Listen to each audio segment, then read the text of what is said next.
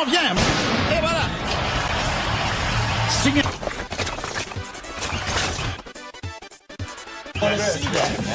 Come on, man. All right. Hey, what are you doing, man? Hey, what are you doing? Come on, quit messing around, Drake.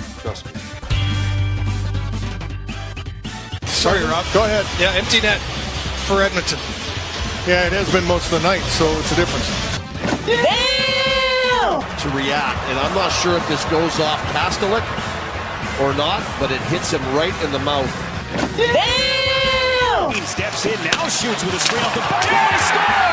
He winds in, waits, gets it across towards Miller, banked in! While Lafreniere with an open look, and he scores! Cross for Trocheck, Vasilevsky fell down, and they score! Into the slot for Trocheck, he scores! It's good, and that will take this game. Wow. And who could have predicted that? What's this bullshit? Goal is Schrock. Pajot skating it up ice. Rashad score! Game winner for J.J. Pajot. Matthew Barzal, he's going to get a look for Schaefer, scores! Claudia, you like that one, buddy? Oh, I loved it. In front, there's Horvat, and he scores on the broken play. Come Palmieri, shoots, and he scores! And Stars with a shot at the horn, save, score! Did they beat the clock? Riddick was After video review, the call on the ice is overturned. We have goaltender interference. Wow! No goal. 0.1 goes up on the clock. I feel shocked. And in one way, guys, I do feel shocked because I figured they were going to screw the Islanders in some way right there. Welcome back, everybody, to another episode of Big Apple Hockey, where the Four Horsemen are reunited once again right here. Yeah, well, we'll be talking about here we go.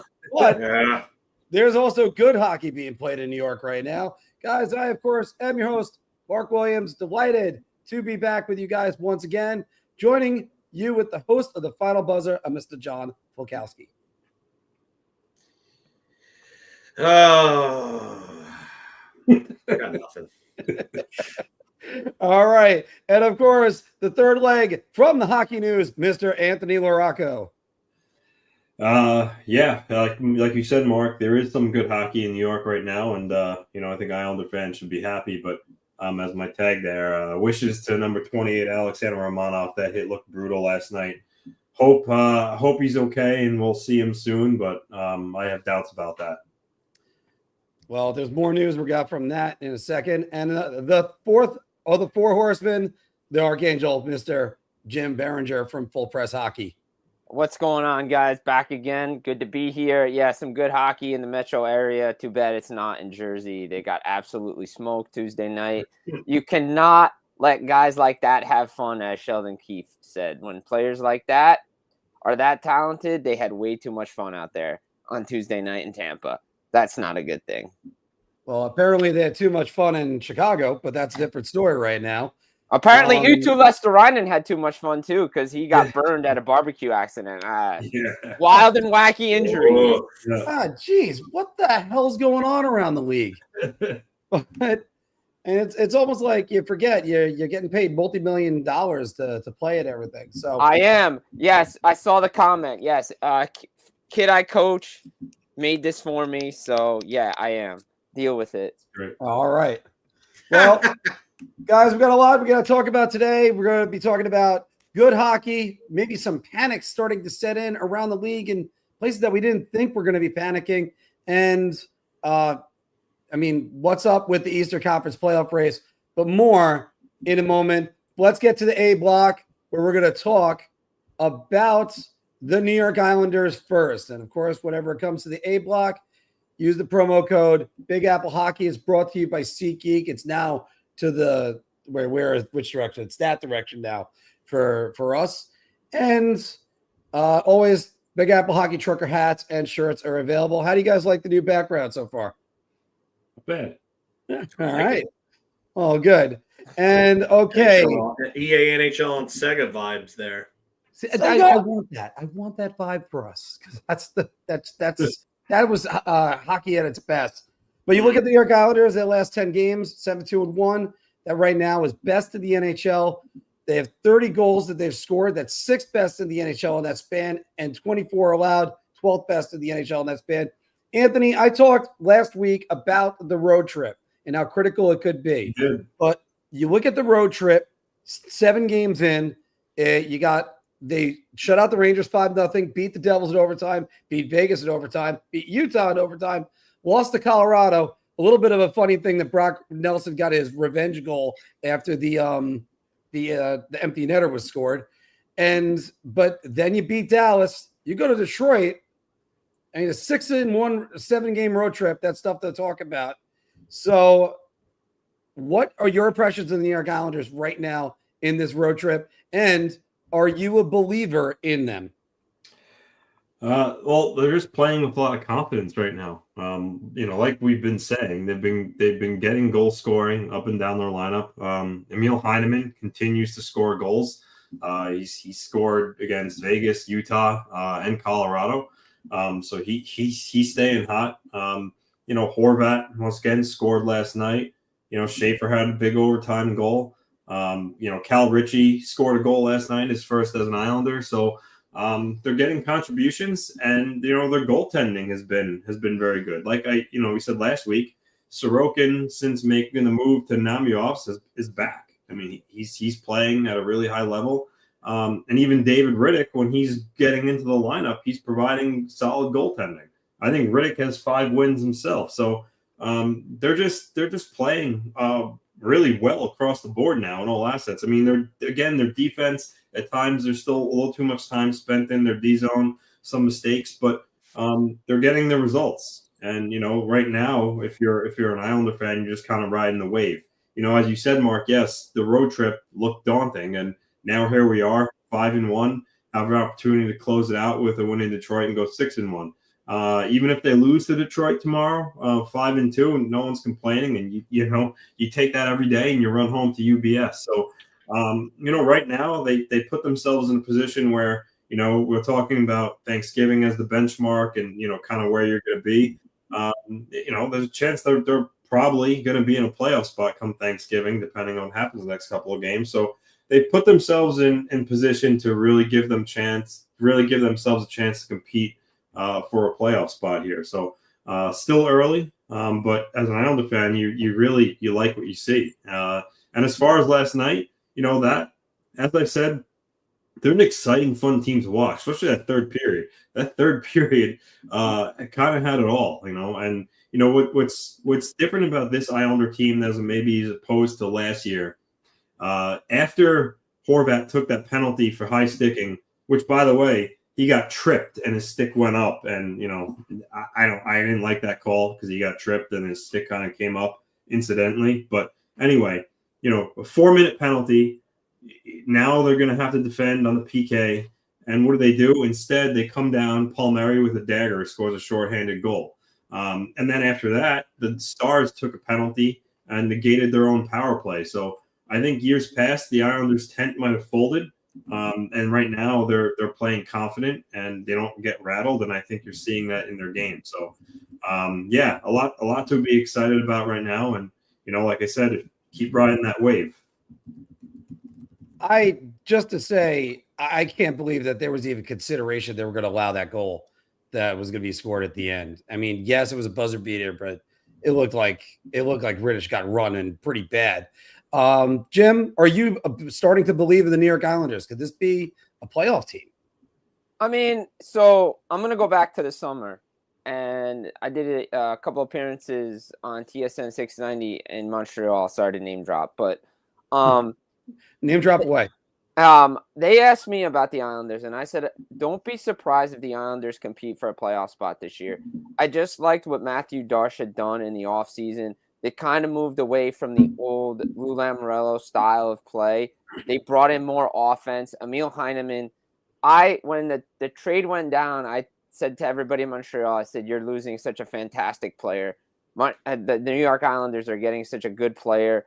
What he's done on the top line, Bo Horvat scoring goals at a clip right now that we haven't seen since Vancouver. This is the best season he's looked at as a New York Islander. This is the guy they traded for. Now he's in consideration for Team Canada. Doug Armstrong has liked him.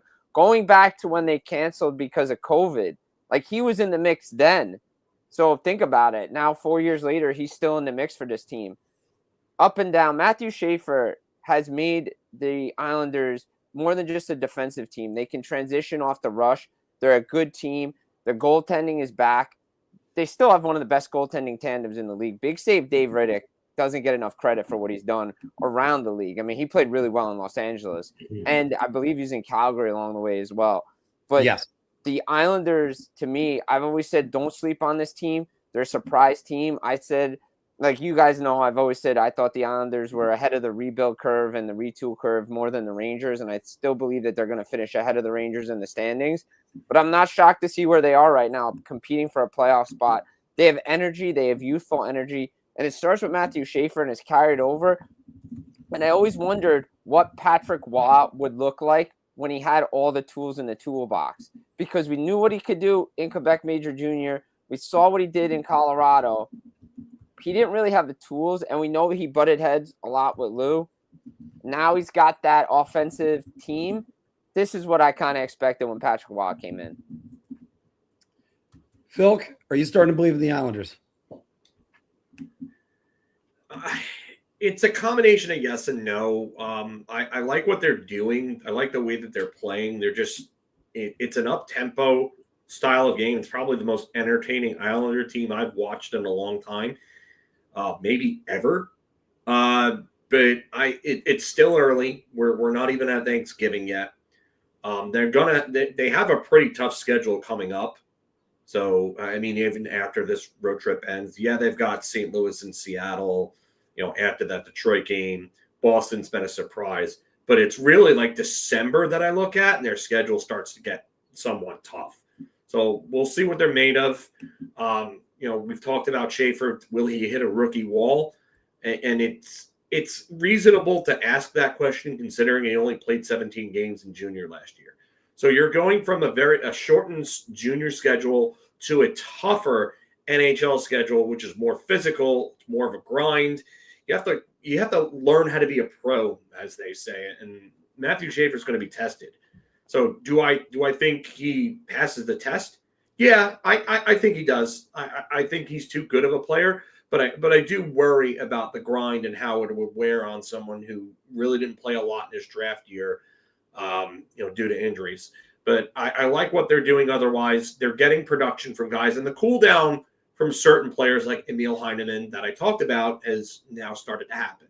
If you look at the numbers on him, he's now down to a shooting percentage of, I don't know, was I looking at somebody else? Oh no, I was looking at Drew Ends. I'm sorry.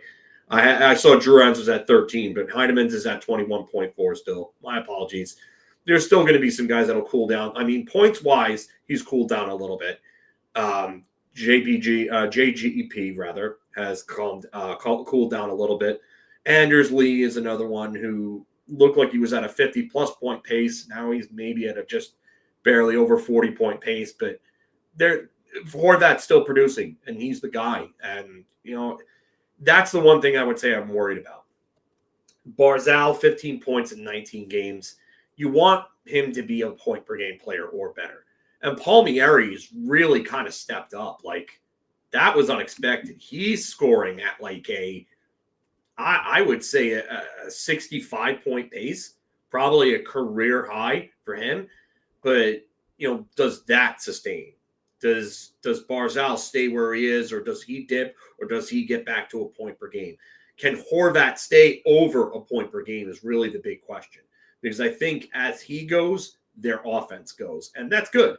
That means that you got the guy that you wanted from that trade. But Sorokin being back, and I think Anthony's right, ever since the change in goaltending coaches, I think he's back. I think it's also a matter of him getting over that injury from last year with the back. I think he's finally healthy, and I think he's in a good place in his head. Unlike some New York goaltenders who need a monthly reset, or yearly reset, sorry. But I think what they're doing is good. I'm not ready to say that they're a playoff team. Again, it's still early. I still think there are some teams when I look at the standings that are kind of figuring themselves out that I think eventually will. I mean, I'm looking at Tampa Bay. I mean, they're in a wild card spot right now. I think they're a division guy or a division team. I mean, Boston and Montreal are in division spots right now. We'll talk more about Boston later, but Ottawa, I think Ottawa still figuring themselves out. Florida's dealing with injuries. Washington is a major surprise. Like I knew regression was coming, but I didn't see it this badly. Holy crap. But yeah, I think they're a good team. I said that they would compete for a playoff spot, probably miss it just by a little bit. But I mean, I wouldn't be shocked if they made it or if they didn't make it either way, really. It's wide open right now. And just referring to Sorokin and his back. I said I need a bacchiotomy. He's fixed now, at least. But yeah, Anthony kind of alluded to this a while ago that Sorokin and the change of the goaltending coach has really kind of woke him up, got him right. But Rittich has done great work as the backup, too, for them. And this road trip has the potential to be like that road trip that really galvanizes a team, brings them all together. And it's something that I don't know if you talk about like the team coming together, but what about the coach in that situation? Because if you saw the video of Patrick Waugh at the end, just absolutely giving it to Mikko Rantanen, saying you got to come back and you're not going to finish that game on the rematch, and just absolutely just sticking up for his players. You think about that time in Colorado where he nearly shoved down the glass and in the middle of an altercation, and now it looks like there's that same fire. But you go out west first, you go to the Garden, you shut out the Rangers. That's not a big surprise, and that's not a hard task to do this year. Then you beat New Jersey in New Jersey, which has been a hard task, even though it was in overtime. 2 more OT wins, once where they were shorthanded versus Vegas, and another versus the Mammoth, where that was a bit of that was a good game. That was a good game for them. But now, I mean, they go to Colorado. Everybody takes the L there. They can go beat Detroit and go 6-1 on this road trip. This team is really starting to snowball, gain momentum. I love what I've seen out of the New York Islanders. And Anthony, I'm just going to let you take the last word on this segment. You know, one of the biggest differences is I see in their style of play. They typically in years past have been a dump and chase team. Now they're really thriving off of puck entries, skating the puck into the zone, and they're one of the best transition teams right now in the league when it comes to scoring and transition. That's how they're scoring a lot of their goals. And I know we all been hard on Patrick Waugh in previous spots, but kudos to him for changing up the way that they're playing.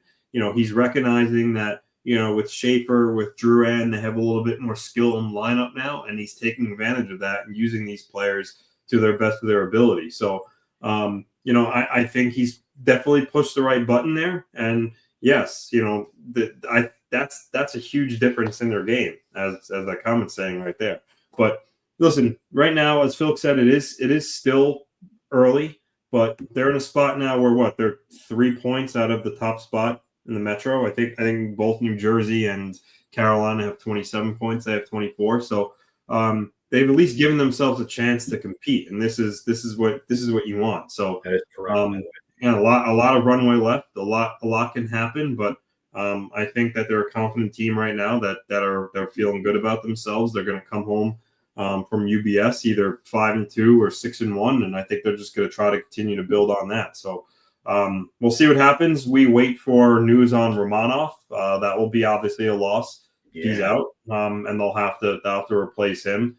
Whether that be recalling Marshall Warren, who looked good in those 2 games, or moving Boquist to the offside, or maybe Darsh pulls a Lou. If you guys remember a few years ago when they got banged up, he traded for Peruvinich, Bortuzzo, and claimed Boquist off waivers when they had injuries on defense. So maybe Darsh does a similar thing to, get some veteran in the lineup rather than rely on Marshall Warren for, 8 weeks and 12 weeks, however long Romanov could possibly be out for.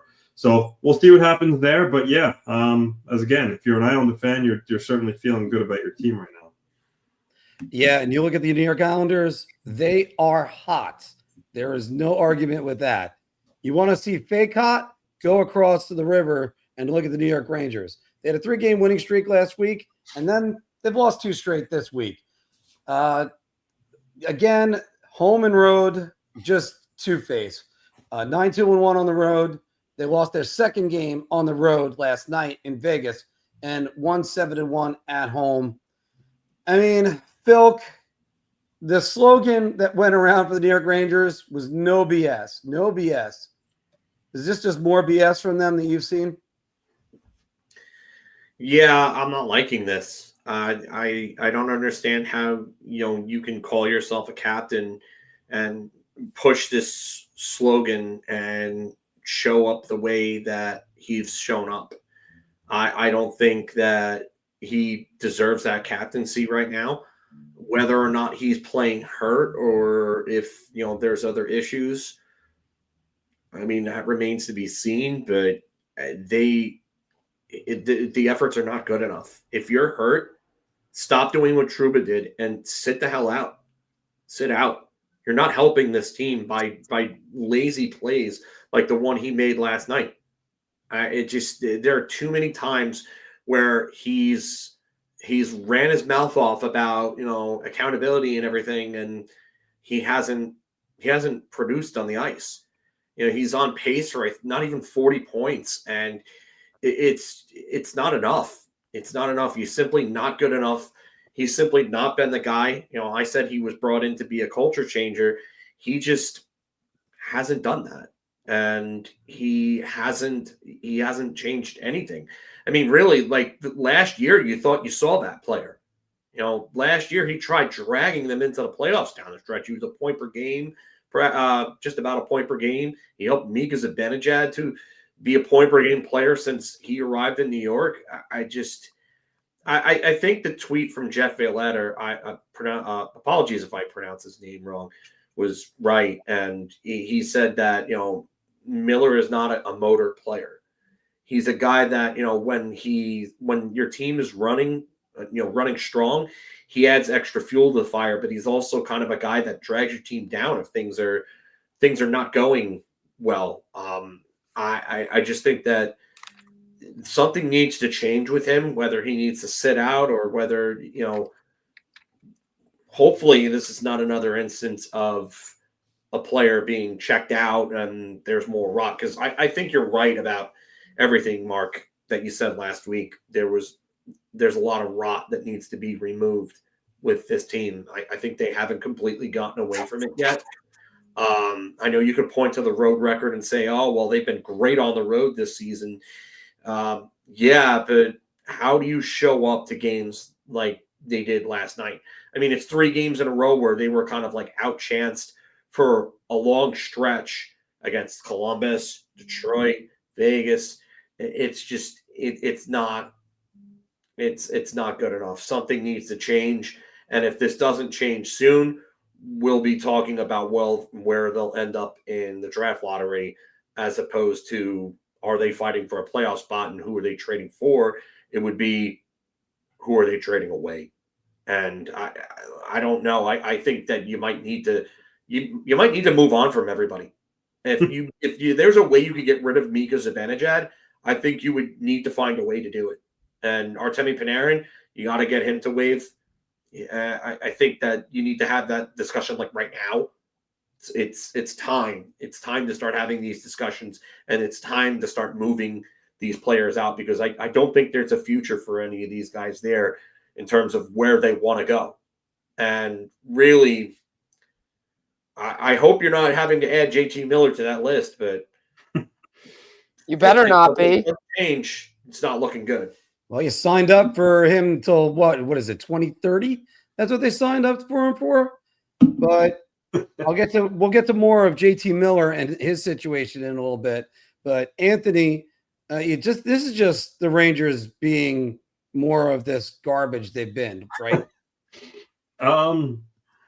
Yeah, I mean, this is what you have received for them, really. I mean, since last year, they have games, stretches where they just look terrible. And then they come out of it for a little bit. It was evident, the games against Tampa Bay that they won. And, if you want to include Nashville, even though they're bad, and you kind of say to yourself, okay. And then, they go and play a really good team, although they're struggling right now in Vegas, and they lose. And you see the effort that you saw with a guy like JT Miller, who's supposed to be their leader. I mean, and I put supposed to because he wears a C on his chest, and he has that kind of effort. As some of the comments have been in the chat right now, equating it to men's league. I mean, that's the type of thing you see guys playing men's league do. It's like a guy comes up the wall, it's men's league. I don't care. I'm just skating out here doing circles. I couldn't, I equate it to that, the kind of famous Ovechkin controller unplugged video from a couple of years ago. Yep. It was literally that bad. And he's getting torched on it on, X. Mark, I see you have the clip for it here on the, I don't know if you're Yes, I do. I'll you know what? I was going to save it for Bar Talk, guys. I'll bring it in for right now. No, look, you just it's relevant right now. Revisiting it.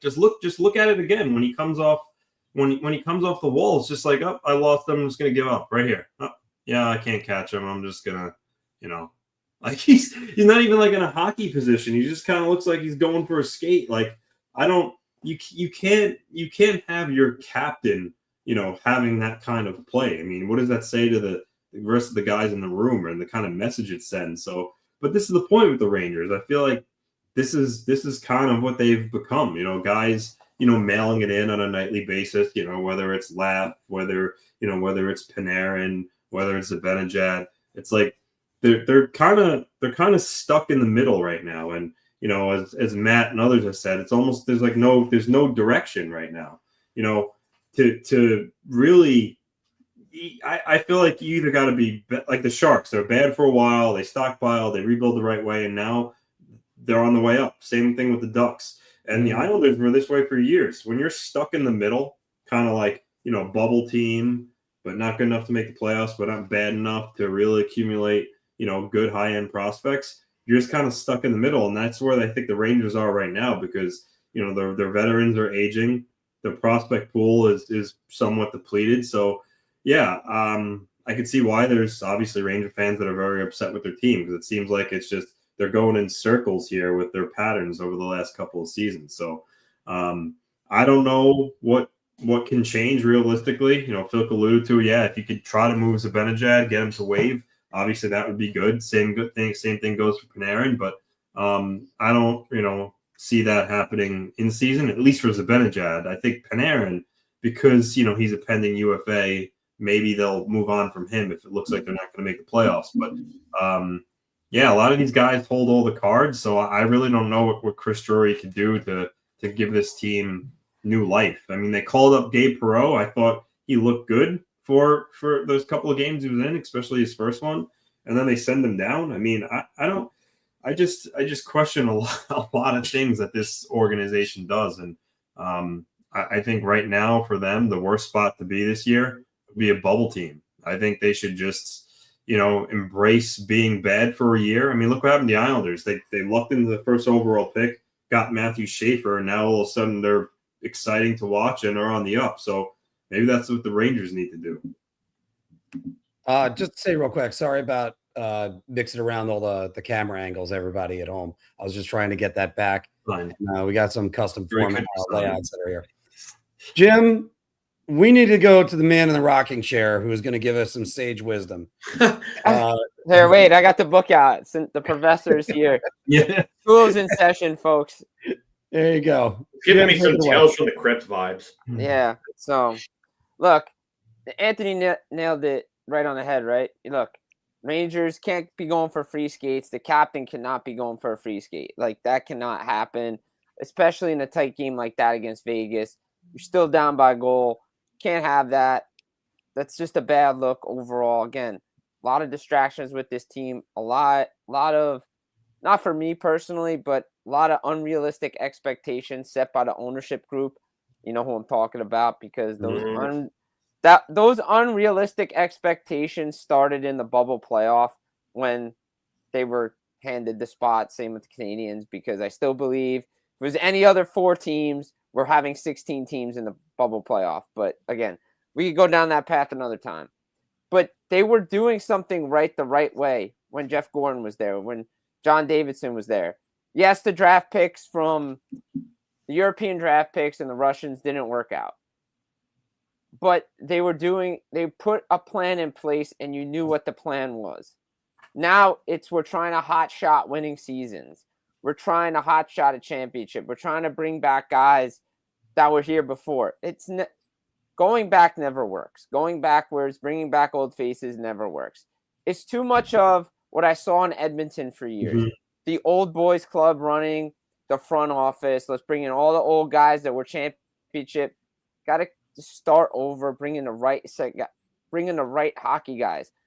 Now you see all these reports, they can move on from Drury. If they were going to move on from Drury, they would have done it in the summer. Instead, they gave him an extension. For what? God only knows why. Again, the owner is out to lunch half the time, and he's erratic. The play on the ice needs to be better. This is the defensive system I knew was going to come from Pittsburgh, from Mike Sullivan. I was not a fan of the hire. Again, it's not his fault, but the players have to play better. And there's no trade you cannot trade your way out of problems, to quote Brad Treliving, who held the State of the Union of the Leafs the other day. Okay, you can't do it. The Rangers just have to get out of this and figure this out themselves. But there's still too much garbage in that locker room that was not gotten rid of last year. All the problems that were there last year are still there. And you just got to clean house. Whatever it is, figure out where these guys want to go and send them there. They have no move clauses, but that doesn't permit them from not being traded. The greatest player in the world got traded and went to LA from Edmonton after winning a Stanley Cup. So if Wayne Gretzky can get traded, Mika Zibanejad can get traded. And by the way, I mentioned this, I think when I came on as a guest spot, it was around the trade deadline, the Stadium Series, when Alex Tuck's name was out there and JJ Peterka before he went to Utah. Alexis Lafreniere does not have trade protection. So if he needs a fresh start, now he does. Now he does, yeah. Yeah, but last year he didn't. No. You could have moved him for somebody. He needs a fresh start. He needs to get out of New York. It's just not working. But again, to Anthony's point, you want to hit on a first-round pick, that's great, and a top-tier pick, then play him where he needs to be played. Not up and down, up and down. If Gabe Perreault came in and played top six and looked fine, keep him there. What harm is it to this lineup right now? There isn't any harm. Play the kids. Stop being in the murky middle and pick a decision and make a decision. You want to be bad, then just be bad. But if you want to be in the murky middle, that doesn't work. Yeah. I'm sorry, it just doesn't. Yeah, that was the dark ages. They were in the middle. They were always 2-3 points shy of a playoff spot, and they would never get good picks because of it. And when they did, they would screw the pick up, or they'd move it for someone else who ended up being successful, otherwise. But I disagree that you can't trade your way out of it, because I think the biggest thing that this team needs is a scorer in the top six. Yeah. They have 4 players that they are reliant upon for offense. And it's Zibanejad, Panarin, Miller, and Trocheck. And you cannot win depending on 4 guys to provide your offense. This is not 2005, 2006, where you're getting power plays handed out like they're candy, and you have prime Jaromir Jagr scoring 54 goals and 123 points. You don't have that dominant game breaker on this team. And the Rangers need somebody like that, but that's not available right now. So to your point, yes, you can't trade your way out of it, but they need more help in that top six. There are players that I could think of that could probably help this team out. I don't know if they're world beaters per se, but they need more depth. And to your point, Lafreniere has not been good enough. Miss me with the expected goals bullshit, because I'm tired of that. I'm tired of analytics. Yeah. I'm tired of analytics. You're number 1 draft pick. If you haven't gotten it by now, I'm sorry. You need to be better. Bedard figured it out in his 3rd year. Macklin, Celebrini, I know they're different animals. I get it. But they're number 1s, and they're figuring it out right now. And to your point, Phil, just real quick, the thing I'm saying is Brad Treliving also said this about the Leafs. He said, yeah, I could bring in 5 new guys, but if we don't play the right way, we're still going to have the same record. And that's part of the Rangers' problem, too. They're not playing the right way. Like, Jonathan Quick did everything in his power to win the game the other night and got 0 run support, got 0 goal support. And a matter of fact, disrespected at the buzzer. Right, exactly. They shot the puck. And he was the only one that showed a sign of life, and the other 2 cowards didn't want to do anything about it. Right. But also, it's first off, with Alexei Lafreniere, I look forward to the Rangers trading him becoming a 40-goal scorer elsewhere, and then them reacquiring him because they don't know how to train, develop, draft, scout, pick it. Again, even though I've defended this over and over again and said, Unleash Mark. Unleash Mark. Here's a little Greco rant. Let's go. Let him have it. In a way, I'm going to be there because it's ludicrous to me. First off, you draft the guy number 1 overall, but because the locker room is so fixed and so in place, they didn't even consider thinking, hey, maybe I should actually see how it is to play with this guy on the right wing. Now they put him back together. Yeah, he had a goal the other night versus Tampa. I showed it in the intro. Awesome. That's great. What did he do since then? What did they do versus Tampa? Everybody wants to talk about the Rangers road record. Let's go through the Rangers road record real quick. All right. So they won 9 games. Oh, whoopity-doo. They beat Buffalo. They beat Pittsburgh the first week of the season. I know where their ranking is. They beat Montreal. That's their only pelt, as far as I'm concerned. You lost to a Calgary team. You didn't beat them. You beat Vancouver 2-0. You scored 2 goals on the team that's given up 77 this season. They gave up a goal to us 4 just now. That's how bad they are. Oh, and then they beat Edmonton. They were in the Stanley Cup Finals last year. So what? They have Stuart Skinner in net, and they had 2 assists from Evan Bouchard. All right. Well, they beat Seattle. La-di-da. They beat Detroit. So does everyone else because God only knows what you're going to get from them. Oh, they beat Tampa. Good for you. You did it without Hedman. Oh, or what about McDonough? What about McDonough and Hagel and Cirelli? I mean, they knocked Hagel out of that game. Yeah. Cirelli wasn't in that game. Oh, you beat Columbus in a shootout. Okay, so that was a coin flip at the end. Oh, but then they just lost to Vegas. Where is that team that makes you go, oh, my God, the Rangers beat them? If you would have said Colorado was on that list, whom they're facing in their next game, and they will get their asses kicked. So am I being a little bit too negative? Yeah. No. But show me where I should be positive. Enough with the Vinny Trocheck is back, so everything's going to change. Maybe that does slot things a little bit differently. Enough with Artemi Panarin is a pending free agent. You have to make sure you sign him. No, you don't. I watched a video on that the other day from a different channel where it's like, well, there's another free agent off the board. If you're thinking about free agents from other teams, you're not a well-run organization. I'm going to go back to what I've said 2 weeks ago. Chris Drury can't make any decisions. No, not that he can or can't. Don't let him. He doesn't make any good decisions. Yeah, you're less than 70 games out of players that he's drafted. He's been here 4 years. Move on. So if you want to be this, if you want to be, they couldn't beat a goalie who's got mid in his name. There you go. By the way, that's pure speed in case if anybody else can figure that one out. So yeah, but hey, Mark, not to rub salt in the wound, but Akira Schmid knows how to beat the Rangers. Yes, he does. So I'm just. So did Gerard Gallant. Johnny throwing some shade at you there, Mark. What games should they be winning? They should be winning the Tampa Bay game. Okay. Yeah, they're beating up on teams that are hurt. And not only that, but you're not getting that Igor Shesterkin from the beginning of the year anymore. That has stopped. And let's just face it, the last 5-6 games, he hasn't been that good. No. I mean, he was decent last night, but that second goal, that's all on him. That is not a good shot. The dogs agree. Even the dogs agree. So, I mean. Just it's enough is enough. You paid your goalie $11.5 million to be a good goalie. Okay, he's not the best. But my point that I'm trying to get at with a little bit of that Nobody's about everybody wants to know. If you're gonna pay somebody like they're the greatest thing since sliced bread, then they have to be the greatest thing since sliced bread. And Dominik Hasek took rosters that were 10 times worse than this one. He would have killed for the scoring that Igor has in front of him right now. He would have killed for that talent. I mean, it's ridiculous.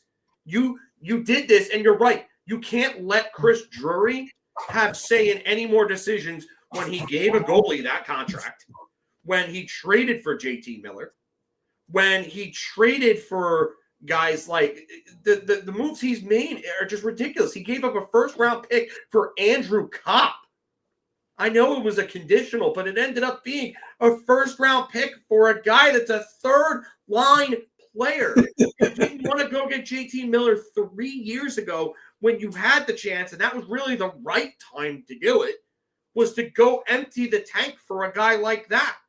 I mean, they're beating up on teams that are not good. The biggest problem here is that the scouting, the drafting, and the development all need to be overhauled big time.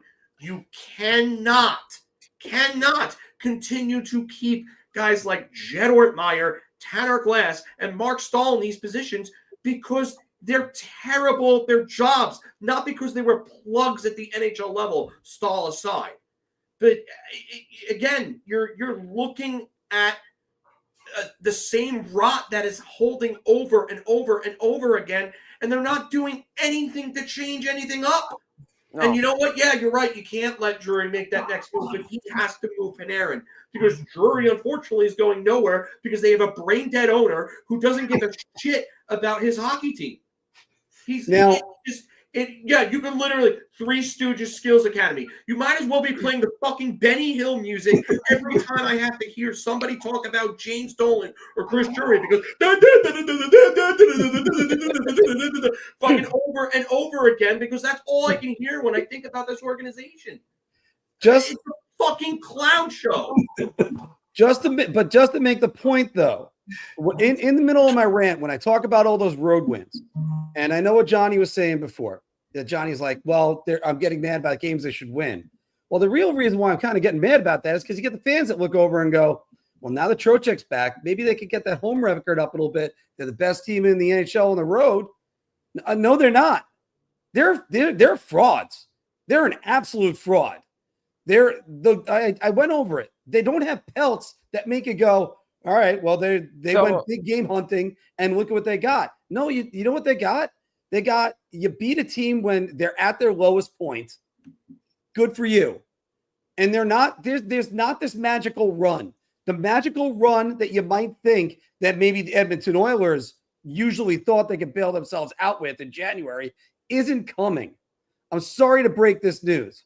This is a hand the Rangers should fold. This is 5-7 offsuit, and the flop, maybe you could get runner straight out of it. They use the poker terms. But just real quick. If this was walk away. If this was like college football, like and we had to rank teams, I wouldn't be ranking the Rangers right now in the top 25. Like I wouldn't just even do it. No, the Rangers would be an unranked team. Yeah, it would be an unranked team. But say if you were debating whether or not they should be in the 16-team playoff, I would hold their home record against them. And as Mark said, the fraudulent road record. Yeah, you're beating teams you're supposed to beat, but where's your ranked win? Like that, and I think that's what Mark's trying to say is where's your big win on the road? It's Montreal. That's it. Right. And maybe you can make the case for Detroit because they are first in the Atlantic, but it's up and down with them. You don't know what you're getting game to game. They've lost the Buffalo Sabres. Yeah, so exactly. Yeah, I mean, Buffalo is a weird animal themselves, but they're overall pretty bad. And Detroit losing to them, and then you lose to Detroit after like a week and change after you murdered them on their own home ice. Like this is just too much. Like, what is it with this team that they're 1-7-1 at home and they're 9-2-1 on the road? Do they party like on game days or something? Are they in like Brighton Beach, like downing borscht in like Russian bathhouses or something? Don't know. Like, I don't know what's going on with this team. Look, it's not that. When they're going on the road, they're getting Von Kaiser or Glass Joe. That's the version of these guys they're getting. Here's the sad problem. You're not even getting the first piston Honda when you're playing these guys at home. You're getting those same things all over again. You're getting Don Flamenco. Yeah, Don Flamenco, maybe. I mean, that you could say that's Carolina. They have not faced Soda Popinski. They haven't faced Super Macho Man. Or Mr. Sandman. Or Bull. They're not facing any of these guys. If you don't want to get the references, go Wikipedia them, guys. All right. So we're cutting into Devils time, guys, because we went a little bit over with the Rangers. That's okay. Let's talk about the Devils last week. 2-1. They beat Chicago in overtime. They beat Washington in a shootout. Credit Simone Nemec, as Jim said on Monday. But 5-1 loss to Tampa last night. The big news of the week, of course, Jack Hughes injured at a team dinner. Because when you go to team dinner, that's when you should lose your star player. Jim, I know it's a little bit of hyperbole, but will the Devils be in a playoff position when Hughes returns in 2 months? I mean, they should be. I mean, right? They should be. Because of, look, they have the roster to do it. Nico Heischer's there, right? You still got Jesper Bratt. They have Timo Meier, Dawson Mercer. They still have their talent, right? They have their goaltending, play good defense, but you got to play the right way. And they didn't play the right way against Tampa on Tuesday night. Nico Hischier said it best on Saturday against Washington. They're going to have to grind games out. They're going to have to play the right way. I referenced it earlier. When you're playing good teams like Tampa, even though they're not in the position we all expect them to be, they have superstar talent. They have elite players. And when you don't play defense and you make mistakes, superstar players are going to make you pay. And they had too much fun on Tuesday night. That is not a winning formula for the New Jersey Devils. Stay out of the penalty box, play good defense, and convert. I mean, Andrei Vasilevsky stood on his head. There were goals that probably should have gone in and didn't because Vasilevsky was Vasilevsky. He turned, he looked like the old guy that won the Stanley Cup who put Tampa on his back and took him to 3 straight finals. He's been inconsistent this year, but when he's on his game, he's one of the best goalies in the league still. New Jersey should be in a playoff spot. It all depends on how they play. But again, I think the big thing for New Jersey right now is how do they, figure out to generate offense without their best offensive weapon.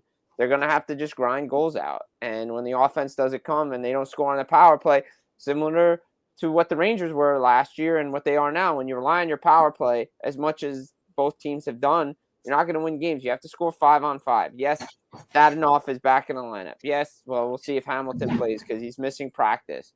Markstrom's missing practice today. So I'm going to be interested. I'm not surprised to see Stefan Noesen struggling. He had a career year last year. You can't put career seasons back together. I was never sold on the Dadonov signing. I know he did well in Dallas, but again, is he going to reproduce what he did in Dallas? Connor Brown's been great. They're missing Cody Glass. Again, the injuries, not just Jack Hughes. There's a lot of injuries for this team. They're good enough to still be in the playoffs, though, come when he returns. All right. So, Anthony, there's no reason to be Chicken Little when the sky is falling here, right? No, I don't think so. I mean, I think they do have enough skill, even without Hughes. Obviously he's a huge loss. He's their motor, but I still think they have what it takes to get it done. I mean, Dougie Hamilton just came back, the Dadonov, so they're getting a little healthier, but still have a lot of key injuries. My thing with the Devils is that, and I forget who posted it. I saw an X before, but it was like the Devils might have a Jacob Markstrom problem, and if you look at his last 5 games, he's only been over 900 once, which was the win against the LA on November 1st. After that, you're talking 842, 875, 850, and then 828. So that's not particularly good. And the Devils need him to be the guy. They need him to play. He doesn't have to be at that 977 number, every game, but for him, they need him to at least be like a .915 save percentage goalie if they want to have long-term success. So that would be my only question. Can Jacob Markstrom get his game back? Because if he continues playing like he has, then yes, that in combination without having Jack Hughes, they're going to struggle. But I do think they would still be in a playoff spot just because, who's the Penguins are 3 points behind them. They're playing well, but I'm still waiting for that fall off. Obviously, the Islanders are real hot right now, but other than that, what Metro team is really going to come up and knock them off not perch because they're not at the top, but per se. But I don't know. And even if they did, I think they would at least hang on to a wild card spot. So we'll see what happens. But again, for me, I think Jacob Markstrom could be the issue if he doesn't get his game going.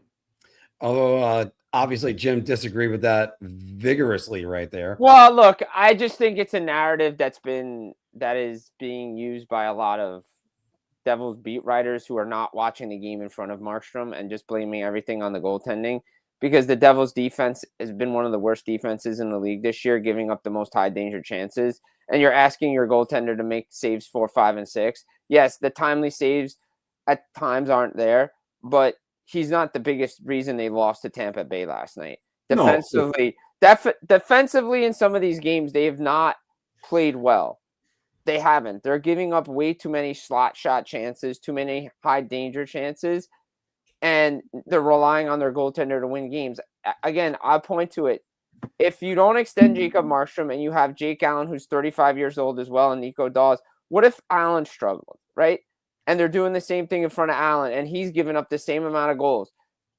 Don't forget, some of that save percentage is due to 9 goals being put up by Colorado in his first game back from injury. So I look at it as the team needs to play better in front of them. It's the same problem Edmonton's having. It's the same problem Toronto's having. Same problem everybody's been having. Yes, Markstrom does need to be better. He will be the first guy to tell you that. But the defense in front of him has to play better too. And they're missing Brett Pesce, and that's the biggest key to me. Phil, jump on in there. Is there really panic that's going to set in New Jersey right now? I don't know about right now. I look at their schedule. The next 6 games, there's only one game that they should not win, and that's Detroit. Their next, the 5 of their next 6 games are against teams that they should beat. Florida is beat up right now. Philadelphia is not that good. Detroit's a good team. St. Louis is miserable. Buffalo is bad. Philadelphia again. They should beat Columbus if you want to add Columbus to that. But then after that, it's like Dallas, Vegas, Boston, Ottawa, Tampa, Anaheim. That's when schedule gets a little tough. That first half of December is a tough schedule. Thankfully, I would say their schedule is somewhat soft for the vast amount of time that Jack Hughes should be out, if 8 weeks is accurate. But I don't think there's panic here. I think they need more. Jim's right. Their defense needs to be better. I'm very critical of Markstrom. I think that, again, I called him Mr. Leap Year. That's my nickname. And Phil, you're not the only one that has said it either. Yeah, I know. I'm not saying I'm the only one. Definitely not saying I'm the only one that said that. But that's been my nickname for him for a while. Probably going back to 2023 in Calgary with him, because he's a Vezina finalist, and he comes back and he looks like garbage the next year. But the problem is that we with New Jersey is that there's a lot of guys on the team that I think really need to start pulling their own weight. I need more from Meyer. I need more from Hischier. Luke Hughes, you just got that contract, and all you've got is 11 points in 19 games and 1 goal. You're really, the pleasant surprises have been Nemec and Gritsuk. Gritsuk's been great for them. Gritsuk right now, he's an outsider on the Calder conversation, but if he gets hot, you're going to start talking about him having more consideration for the Calder, even though I don't think he'll win it. No, but still, I think he should get more consideration considering the season he's had. He's been pretty good for them. But after Gritsuk, there's a drop-off in scoring. The next 2 are Hamilton and Dillon at 7 points. But, there's no other forward with more than 6 points. Connor Brown is 6, and then nobody else is more than 3. Like that, you need depth scoring. And New Jersey's depth for all the guys they brought in, for your Cotters and your Connor Browns, like they just have not produced. You talked about Stefan Nason before. Stefan Nason, yeah, obviously career year, bound to regress, but it's you gotta go ahead and get more out of these guys.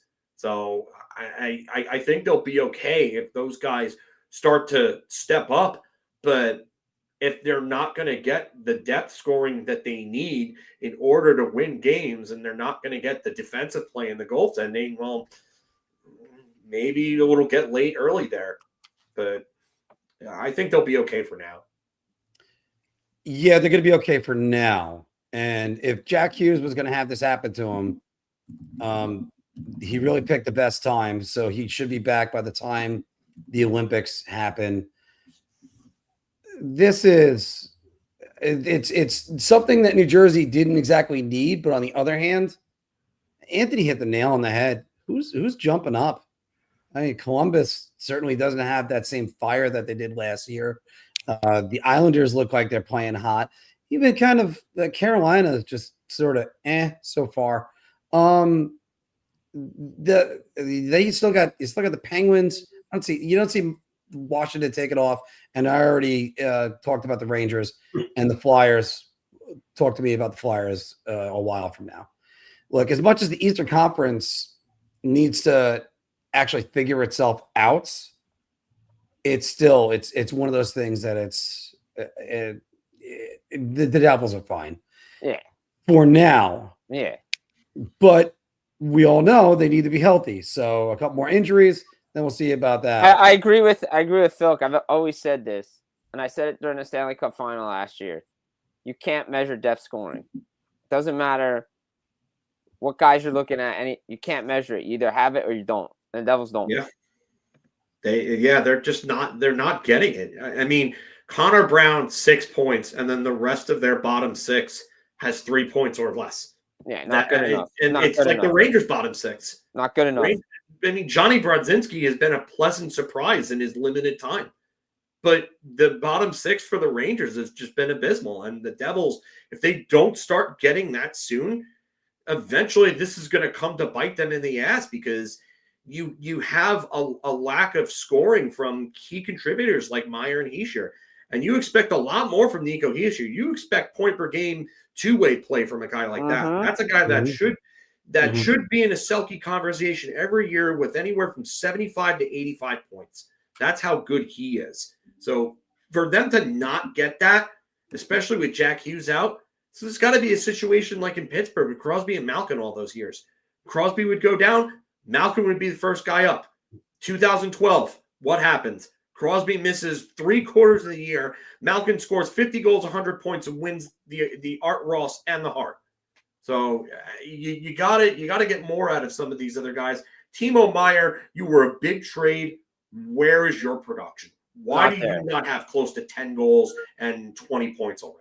Yeah, he's just a guy he's never fit in there at all. And everybody thought that was the home run. Real quick, I know we have to move on, but everybody talks about Palat and Hamilton. I wouldn't be shocked if the Devils can really heavily consider moving Myers' money off the books. All right. Well, we got a lot more NHL talk coming, everybody, as we're going to go around the league with our NHL Bar Talk. Shot. This is the easiest I've ever to answer. I'm going to say beer. I can't even begin to describe. I'm actually going to go crazy. I'm going to buy everybody around on this one. And not only do I have to redesign it, but also I have to add a fourth person on there. So well, welcome back, everybody, to Big Apple Hockey's Bar Talk, where we gauge our confidence on NHL topics based on our choice of drink. So confident you're buying around, so have a beer. Oh, God, I need a shot. Play along with us down in the comments below.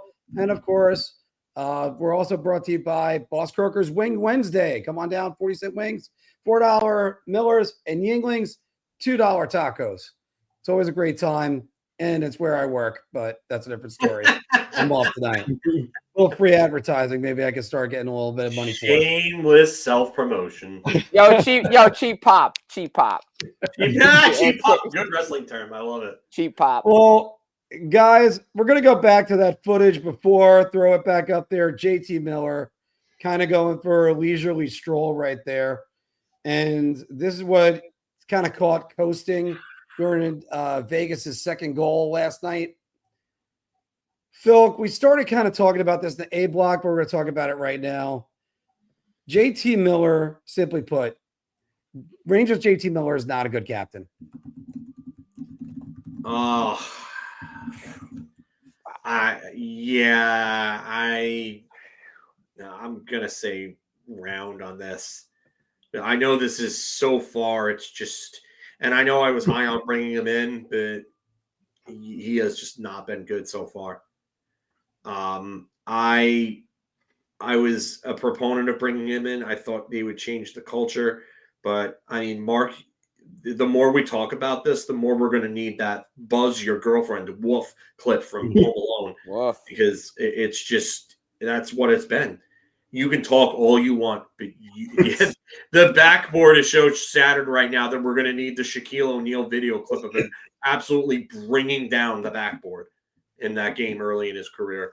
But yeah, something needs to change here. Something really needs to change here because JT Miller has not been good enough. And again, I know I said that he was supposed to be a culture changer, but if you're hurt, stop hurting the team and sit out. Because if that's not the case and he's just blah and this is what he is, then the Rangers are royally screwed. Jim, what do you think? Woo. Yeah, I'm going to go round on this too. I think they picked the wrong guy, to be honest, to be captain. Look, I think there's different ways to lead. I think JT Miller can lead with his voice, can lead sometimes with his play. Obviously, that's not what you want out of your captain. Vinny Trocheck, to me, I always thought was the guy that should be the guy there. I like the way when he came in, the signing, just everything that he brought to the team. To me, like, you can't have your captain going out for free skates. I'm sorry. It just can't happen. Like, it's not good. That's not a good look. And when you come in here and you're the guy that says no BS, you can't do that. So round for me. Anthony? Yeah, this is another round.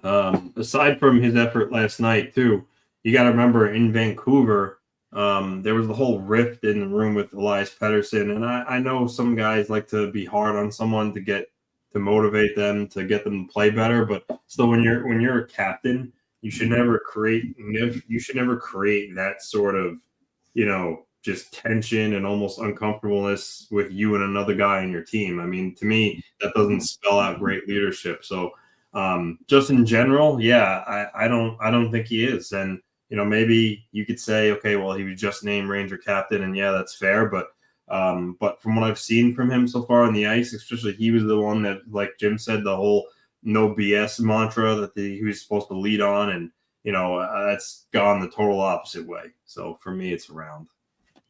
I'm just going to just get right back at put that round up there. I mean, we're going to have to invent a whole new category because we had a hat trick for three of us. And now we're going to have, I guess, if it was a drinking game, we'd say social. But this is. I mean, you could use the bowling term, turkey. Yeah, community like in poker. Yeah. I mean, but again, I didn't like this move coming in. I bought into it a little bit last year.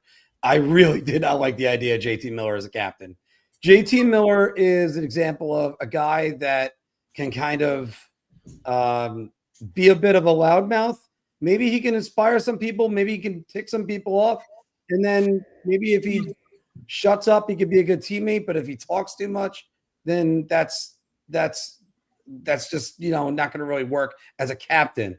I mean, I found out about this. I was a little bit too much of a little pissant a few years ago. Never mind back in the day. I'm a much better teammate, I'd like to say now. But as far as this goes, like, whether or not he's a good captain or just no, he's not. He's not really inspiring anybody. Do you see anybody raising their play? The Rangers really a cohesive unit because of JT Miller. I mean, and the Rangers have not done well with their captains as of late. Jacob Trouba was a horrible captain. I'm sorry. I don't care about the goddamn helmet throw. And I mean, you got to go all the way back to McDonough, where they had a captain that actually still was able to lead. And even though that was a little bit more lead by example, and you had Ryan Callahan that left his blood on the ice for the team, that did everything he could. This is no. They shouldn't have named him captain. Everybody that said that he was going to be captain, I'm glad I'm proven right so far. Yeah, well, I'm glad there isn't much footage of it, if there is. But I mean, sometimes I was right, but sometimes I was just even worse. Let's go over to the Islanders again. You look at Bo Horvat this season: 20 points, 13 goals, tied for second in the league, and 24 points. 20 games played. It was 24 points overall. Anthony, his name is being mentioned to Team Canada right now for the Olympics. Bo Horvat will make Team Canada. Yeah, this is, I don't know. He's definitely being considered. Will he? I'm gonna go beer. Obviously I can't say round because I'm not gonna guarantee he's gonna be on the team, but he's definitely put himself into consideration. He's on fire this year. He's scoring goals. And what's good for what might make him attractive for Team Canada is that he's the kind of guy that can play as the 4C if needed. You know, he is not a soft player. You know, he does get physical. He kills penalties. He's good defensively, and he's great in the circle. I think the only two Canadian centers that have a better faceoff percentage than him are Jonathan Taves and Claude Giroux, but none of them are making Team Canada. So in international play, you know, faceoffs are big too. So he brings clearly the pups what I'm on. Yeah, he brings those intangibles. It's just really going to come down to this: are they going to bring both Bedard and Celebrini? If they bring both of them, then maybe not. But if they only bring one, maybe Horvat will make it instead of the other. I just, I'm not Doug Armstrong. I don't know how much he's going to value veteran experience over, youth and inexperience in big games. So I don't know, but I will say he does have a really good shot at it. Will he ultimately? I don't know, and that's why I'm going beer. Phil, going to you. I'm kind of torn between beer and shot because there's a possibility, but I don't think he does. I think that their management has had a tendency to go with name over actual production. But I also think that he's being outplayed by two guys that really want to be on that team in Bedard and Celebrini. And that is not a shot at Bo Horvat, who is having a great, great year. It's more just an acknowledgement of two number one overall picks in a row doing what number one overall picks should do, Alexis Lafreniere. But yeah, it's more... I think it's less on him, and it's just more about the circumstance. I'm going to say shot just because I think he's just wrong place, wrong time. I think if this was a year ago, like Bedard and Celebrini wouldn't even be considered for it. And Bo Horvat would have he would have a very, very good chance at making the team. I think that he'd be competing with guys like Brandon Hagel and other guys for that last spot. But ultimately, it's, again, not a shot at Horvat. I think Horvat's having a great year, and he's deserving of all the consideration he's getting. And if he gets the spot, good for him. Then he deserved to get it then too. But, I mean, really, when it comes down to is the fact that there are just two young kids that are two bigger names that are outproducing him right now that are just, they're better players. And there's nothing wrong with that.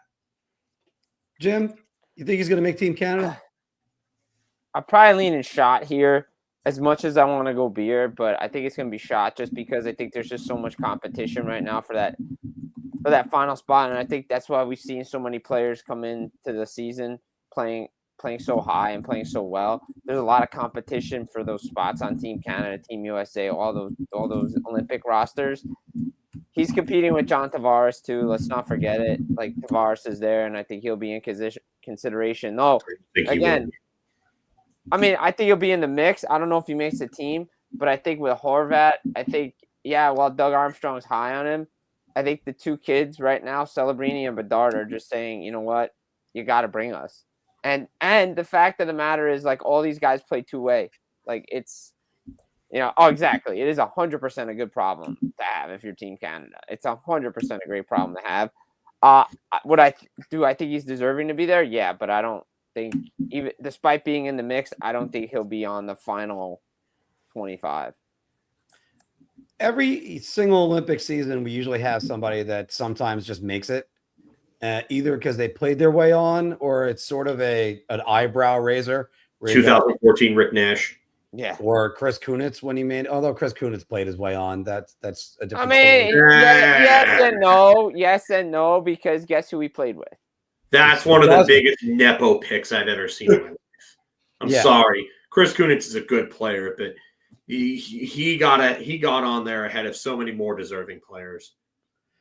But just that, it's usually you could get somebody that goes on there and you kind of go, whoa, what are they doing there? But that could be Bo Horvat this year. So I think I'm going to go beer on this one. Yeah, there's a lot of these guys that they're two-way players, but I do think Bo Horvat may be the guy that it might be more to the defensive side than the rest of the guys. And that's why I think I have some confidence that he might make it. Now, guys, we all know that you usually say Thanksgiving, you can pretty much draw the line. Those are the teams that usually make it to the playoffs. Well, first and last place in the Eastern Conference are separated by 9 points. The Eastern Conference playoff picture will take shape around Christmas, not Thanksgiving. Jim, start us off. Man, I think I'm going to go shot here because I think we're kind of seeing it already. Where the Eastern despite being 9 points, there's some teams that you kind of know are not going to make the playoffs. I think some teams can bounce back, but if I look at it, Buffalo's not making the playoffs. Like, I'm just going to flat out say it. Philadelphia they're going to have a great run. Again, if you're in this position and you're a few points out by American Thanksgiving, we all know. Again, rare cases, first place, last place into the playoffs. But things are kind of taking shape right now. And if you're in that right around that bubble, I could see some of the teams that are outside of the playoff picture missing. So I think we're already seeing it. I think it's going to be Thanksgiving. So I'll go shot here. All right. Anthony, what do you think? I'm actually going to disagree. I'm going to go round. For instance, the Maple Leafs have 20 points. And they're second to last in the East, but yet they're only 2 points out of a wild card spot.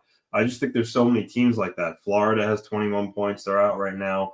I know Philly likely not going to make it, yes, but they are still hanging around. I'm taking this question as, like, there are going to be some teams that are going to be all but, done by Thanksgiving. And I don't think that's possible unless some of these teams literally go on massive losing streaks, and there's not even that many games left before Thanksgiving to put a team so far behind that they're going to be considered out. So I actually think it's round. I think it's going to take another month to see some of these teams either rise up, like Toronto, Florida, or some of these teams like Ottawa, who's tied for a playoff spot right now with 22 points. Maybe they lose a couple of games, and then, it's looking like, okay, yeah, they're not going to make the playoffs. So I think the way everything's so congested right now, I don't think it's going to clear up in about, a week? So, yeah, I'm moving around. I think around Christmas time is when you have a better picture of what teams are going to be. Yeah. I'm going round on this, too. We're a week away. Like, no, I don't think what's happening any other year where there's a clear. I mean, this could even be the case. I mean, I wouldn't be shocked if that's the case. I mean, look at the way that the standings are right now, and it's just we've never seen really anything like this where it's this close at this point in time. So the wild card one is the Islanders at 20 points, who are tied with the Penguins, but the Penguins are in that spot because they played one less game, so their win percentage is better. Tampa Bay is at 22. Ottawa, Columbus, and the Rangers are all at 22. And yes, Ottawa and Tampa have 19 games played as opposed to Columbus and the Rangers with 20 and 21. But the Flyers only have 18 games. Florida, who is decimated with injuries, is going to get a few players back by the time the Olympic break comes. You got to look out for them. Washington, you don't know what you're going to expect. And then Toronto, you would expect them to be better. They could go either way, but they're just not that far back. The only team that's really far back from everybody is Buffalo, and they're only still 6 points back of a playoff spot. There's not even 6 points. They're 4 points back of wild card 2. 4 points. That's not changing in a week. Mm-hmm. This is the biggest shot layup I've ever seen in my life. Actually, you know what? Get the damn Shaq video, please. Get the Shaq video of him taking down the damn backboard, because this is just, Mark, a week? A week Yeah. from now, you're telling me? Come on. I know. If you want to talk like about 3 weeks, okay. Maybe there was a little bit of dissension with the points. Okay. But 4 points between wild card 2 and the last place team in the conference with 1 week? Come on, man. Yeah, and you know what? That's why it's going to be Christmas this year. It's not going to be Thanksgiving. And yeah, usually the percentage of teams that are in playoff position about at the quarter pole, if you will, of the season before you have to go to the whip. I keep using different sport metaphors for all today. Why not just keep it up? Now I got horse racing in there. That'd be the third different one so far, guys. But this is they're so close. There's so much parity. Like it's not like the West. The West, I can immediately tell you, Calgary ain't making it. Vancouver ain't making it. I understand what the point percentage is with them, but no, they're not making it. And there's St. Louis. We're going to be talking about them in a minute, but St. Louis is getting late early out there, and Nashville is another one that you could already rule them out of the playoffs. Now, this. I agree with you, actually, Phil. I think this might be the biggest shot layup. And a matter of fact, I'll throw the easy button on me. Self alley-oop, guys. Self alley-oop. All right. Blake Griffin status. I gotta get. You mean round layup? Saying shot. This would you? Oh yeah. I'm sorry. Yes, round layup. So I might have even said shot layup. You said shot layup. That's what got me turned around. This is round. This is an easy round. All right, so we'll hit that one more time, just so that way we're clear on all that. By the way, I hope you guys are enjoying on Instagram. We got a new vertical view that's on there. So far, everything seems to be going out. N1 mixtape tour. Marcus, Jason Williams, the professor. Guys, let's go up to Boston, where David Pastrnak putting together a pretty good season so far, 26 points in 21 games, 11 goals, 15 assists. And, there's not exactly much on that Bruins roster right now. Phil, I'll start with you on this one. David Pastrnak is an early front runner for the Hart Trophy. I'm going to go round here. I love what this guy is doing with what little help he has on his team. Do you know who's the number 2 scorer in the Boston Bruins right now? Geeky? Correct. It's Morgan Geeky. And yeah, to his credit, after a 30-goal year, he's actually having a pretty nice year with 12 goals and 18 points in 21 games.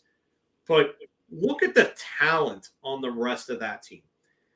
The scoring goes Pastrnak with 26, as on the screen, then Geeky with 18, Zacha 16, McAvoy 14.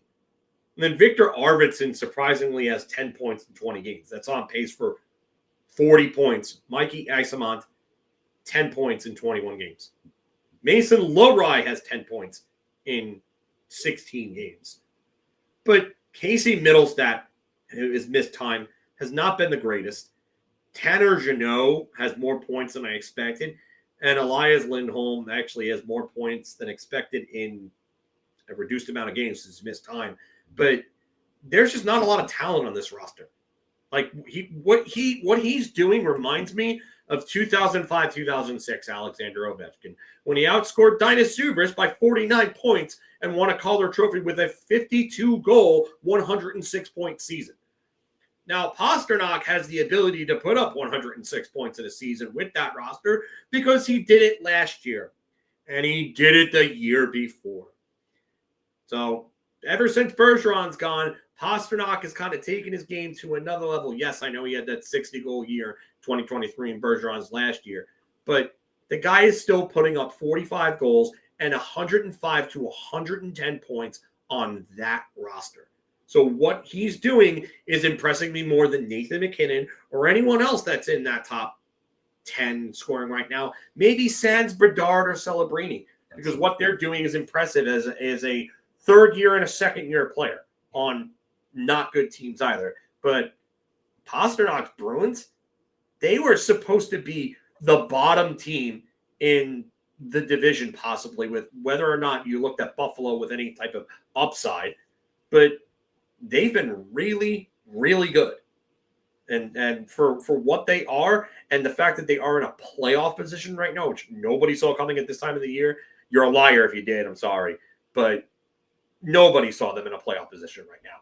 So, yeah, I this was a round for me. I mean, this guy's just been great. It could be like the disparity between Taylor Hall and Nico Hischier the year Hall won the MVP. Right, Jim? Yeah, I mean, I still think Nate McKinnon probably should have won it that year. I'm going to be honest, even as a I did too. No, actually, Ante Kopitar should have won it that year. Probably, but again, I watched the game, so and I don't come off as a biased Devils fan, so I try to be analytical about it. But as far as Pasternak goes, it's a round for me too. I think for what he's done with this team, remember everybody at the beginning of the year, Philk even said it, right? Bottom of the division, who's going to get traded? Which guys are going to get traded? Who's getting moved? Well, they're in a playoff spot right now. Why? Hey, Phil, this one's for you. Their goaltender's playing like he's an $8.5 million goalie, right? Like Jeremy Swayman's a big reason besides Pasternak, too. Like he's won them some games he should have, right? Like he's won them some games. What happens when you don't overpay your goalie? But Pasternak, every year, he's delivered. I've loved this kid going back to his days with Czechia, World Juniors. I knew Boston had a great player in him. He's found some connections now on that team outside of Marchand, outside of Bergeron. Geeky, what a great signing, too. Hampus Lindholm, it helps when he's back in the lineup. Now, let's see if Boston can tread water. No Charlie McAvoy because of the puck to the face, so that'll be interesting to see how they handle it. But if he keeps his pace up and the Bruins are in wildcard position or get in, you have to consider him for the Hart Trophy. Anthony, would you make him the Hart Trophy winner or front runner right now? I'm gonna go Beer because for me, right now I would say Connor Bedard. I mean, the Blackhawks are in a playoff spot, and he's as a third-year player. What he's doing on a team that honestly doesn't really have that much. I mean, I know Frank Nazar started off hot. He's cooled off a lot, and he's talented. But other than that, I mean, you want to go down Boston's roster to show what they have. Bedard. I mean, Tyler Bertuzzi is a good player, but you know, he playing on that team with Connor Bedard, there's a significant gap between Bedard and Bertuzzi. Like Burakovsky, I mean, Teravainen's a good player. Don't get me wrong, solid, but Ryan Donato, Ilya Mikheyev, you know, Ryan Green. Think those guys are more talented than anything Boston has. I just think, yes, everyone expected both Chicago and Boston to be bad.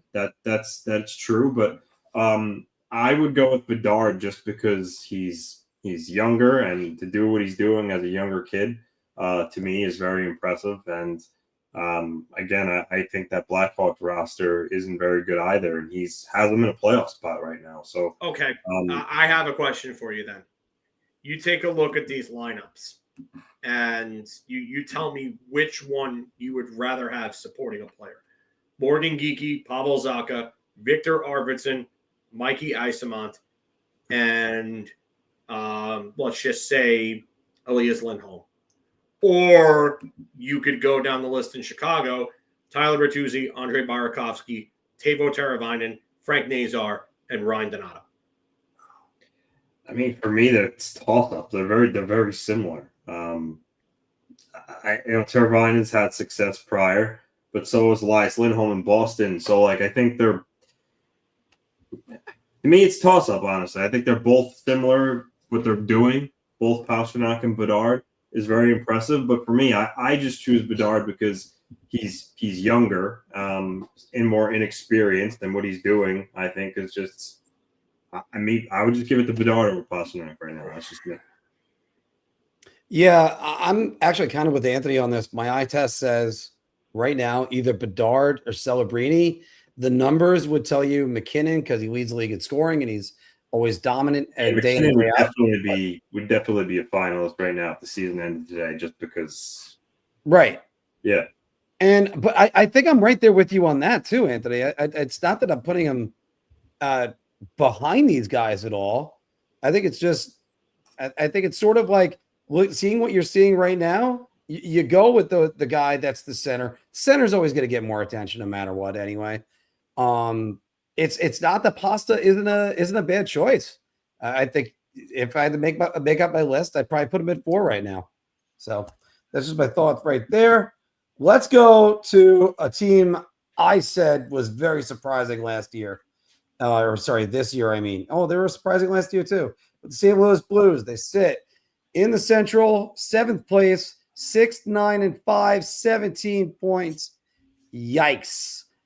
And they did, and I quote, turn it on, especially after the Four Nations last year, turned a lot of heads. Everybody thought Jim Montgomery really had something cooking in St. Louis. This year, not so much. Jim, the St. Louis Blues will not turn it on. Oh, it's around. They're not turning it on. Look, if any indication of what we saw last night in a slow game between Toronto and St. Louis, I mean, their goaltending needs to be better. Defensively, they need to be a lot better. I know they're not going to make any panic moves, but you can't expect every year to threaten players, to trade those players, and then not do anything. And also, like, put the price tag so high for these guys that teams are not going to trade for them, right? Like, Doug Armstrong, yeah, they're going to transition in the summer. Alex Steen's going to be the new GM. But something has to change with this dynamic. I know they're going to try to find it within the room. I just don't – how many times can you be out of the playoffs, turn it on, get in the playoffs, and fall short? This team – really wasn't a good team last year. They benefited from the break. To do it 2 years in a row and not be this far out come the Olympic break, no, they're not turning it around. Anthony? It's around. Even if you don't want to believe in Chicago and Seattle, which are the two teams that hold the wild card spot right now, they're still behind teams like Minnesota and Edmonton, Utah, and I think all 3 of those teams are better than them, let alone, again, those 2 teams who occupy those last wildcard spots. So for me, just it would be too many teams for them to just, even though it is early, for them to just jet past. So yeah, I don't see it happening this year, especially with the talk of maybe moving Braden Shen, Kyrou. So yeah, I don't see it happening. Yeah, Kyrou is starting to get his name in the trade rumors so much. I want to say what tier he's at. Maybe I don't think he's at Jonathan Gibson tier. Maybe he's in Jacob Chikrin tier right now because he's hearing his name everywhere. But Phil, will the Blues turn it on? No. No, stop. Really. Yeah, get the damn hoop, Mark. Yeah, and really, again, Shaq video bringing down the backboard. I wonder when they start trading players is really the question. It's when did they start? Robert Thomas before the injury, wasn't having the greatest year, 13 points in 16 games. You expect him to be like an 80-point two-way guy. Jordan Kyrou, how many times are they going to threaten to trade him? Well, now he has the say in where he goes. Yeah, because now his trade protection's kicked in. Yeah. Yeah, and I get it. I get it. I mean, I know this is very unlikely, but I do wonder if Cam Fowler would waive his no trade, considering that right-handed defense is always in demand. Like, if he believes that he wants a shot at the cup, and he's on a modest cap hit too. Like, for what he is, $6.1 million isn't bad at all for him. He's still a reliable top 4 right-handed defense. And those are always in demand come playoff time. So, yes, it's very unlikely that he waives, but I wonder if he would if they went to him and said, hey, you know what? Things have spiraled out of control. We're sorry that we gave you the contract, but, at least you have a deal now, but we need to go in a different direction. And I do believe it. Is he left-handed? No. Is he? Who? Oh, no, he is left-handed. Sorry. Well, that's still in demand, too. I know Justin Falk's name's out there, too. Yeah. I don't think Falk would gather the return that Fowler would. Yeah. But, no, I know, but his name's out there. Yeah, I mean, for a team that could use a puck mover, yeah. I really wonder about him because of the fact that he's just not great defensively. Although he could come in and help out your power play, he's only got this year and next year left on his deal, so he's not a rental. So maybe there is, but I do like Fowler at 6.1 for the next 3 years. I think you're going to get at least 2 good years out of that deal. So Falk is a right-handed guy. But by the way, he just played his 1,000th game. What, Cam Fowler? Last night. No, Justin Falk. Good for Justin Falk. I think there may be a market for him too. It sucks about Torrey Krug. He was a very, very good defenseman, very good puck mover, and he's probably not going to be able to play again now. But again, I really do wonder when they start to move people. Pavel Buchnevich, for all the crying Ranger fans have done over him for the last 3 years, and I get it, or actually 4 now, but he has not had a good year. He has not had a good year at all. He's been miserable this year. 7 points in 20 games, 2 goals. Philip Broberg is the same exact stat line as him, and he's a defenseman. That's bad. So Dylan Holloway, for a 60-point guy last year, not even on pace for 40 points. Pius Suter has more points than Dylan Holloway and Pavel Buchnevich. That's not good when that happens. No. So Jake Neighbors, 6 goals and 7 points in 8 games, not bad. But Jimmy Snuggerud looking the part as a top 6 forward. He ain't going to go anywhere. But I do think they start selling off players sooner than later because they're headed in the wrong direction. This team really amazed me. I have to go first round. It's done. It's over. They ain't doing nothing. There's no way they're going to go on that. What was it? 22-3-2 run that they went on last year. Not happening. Yeah.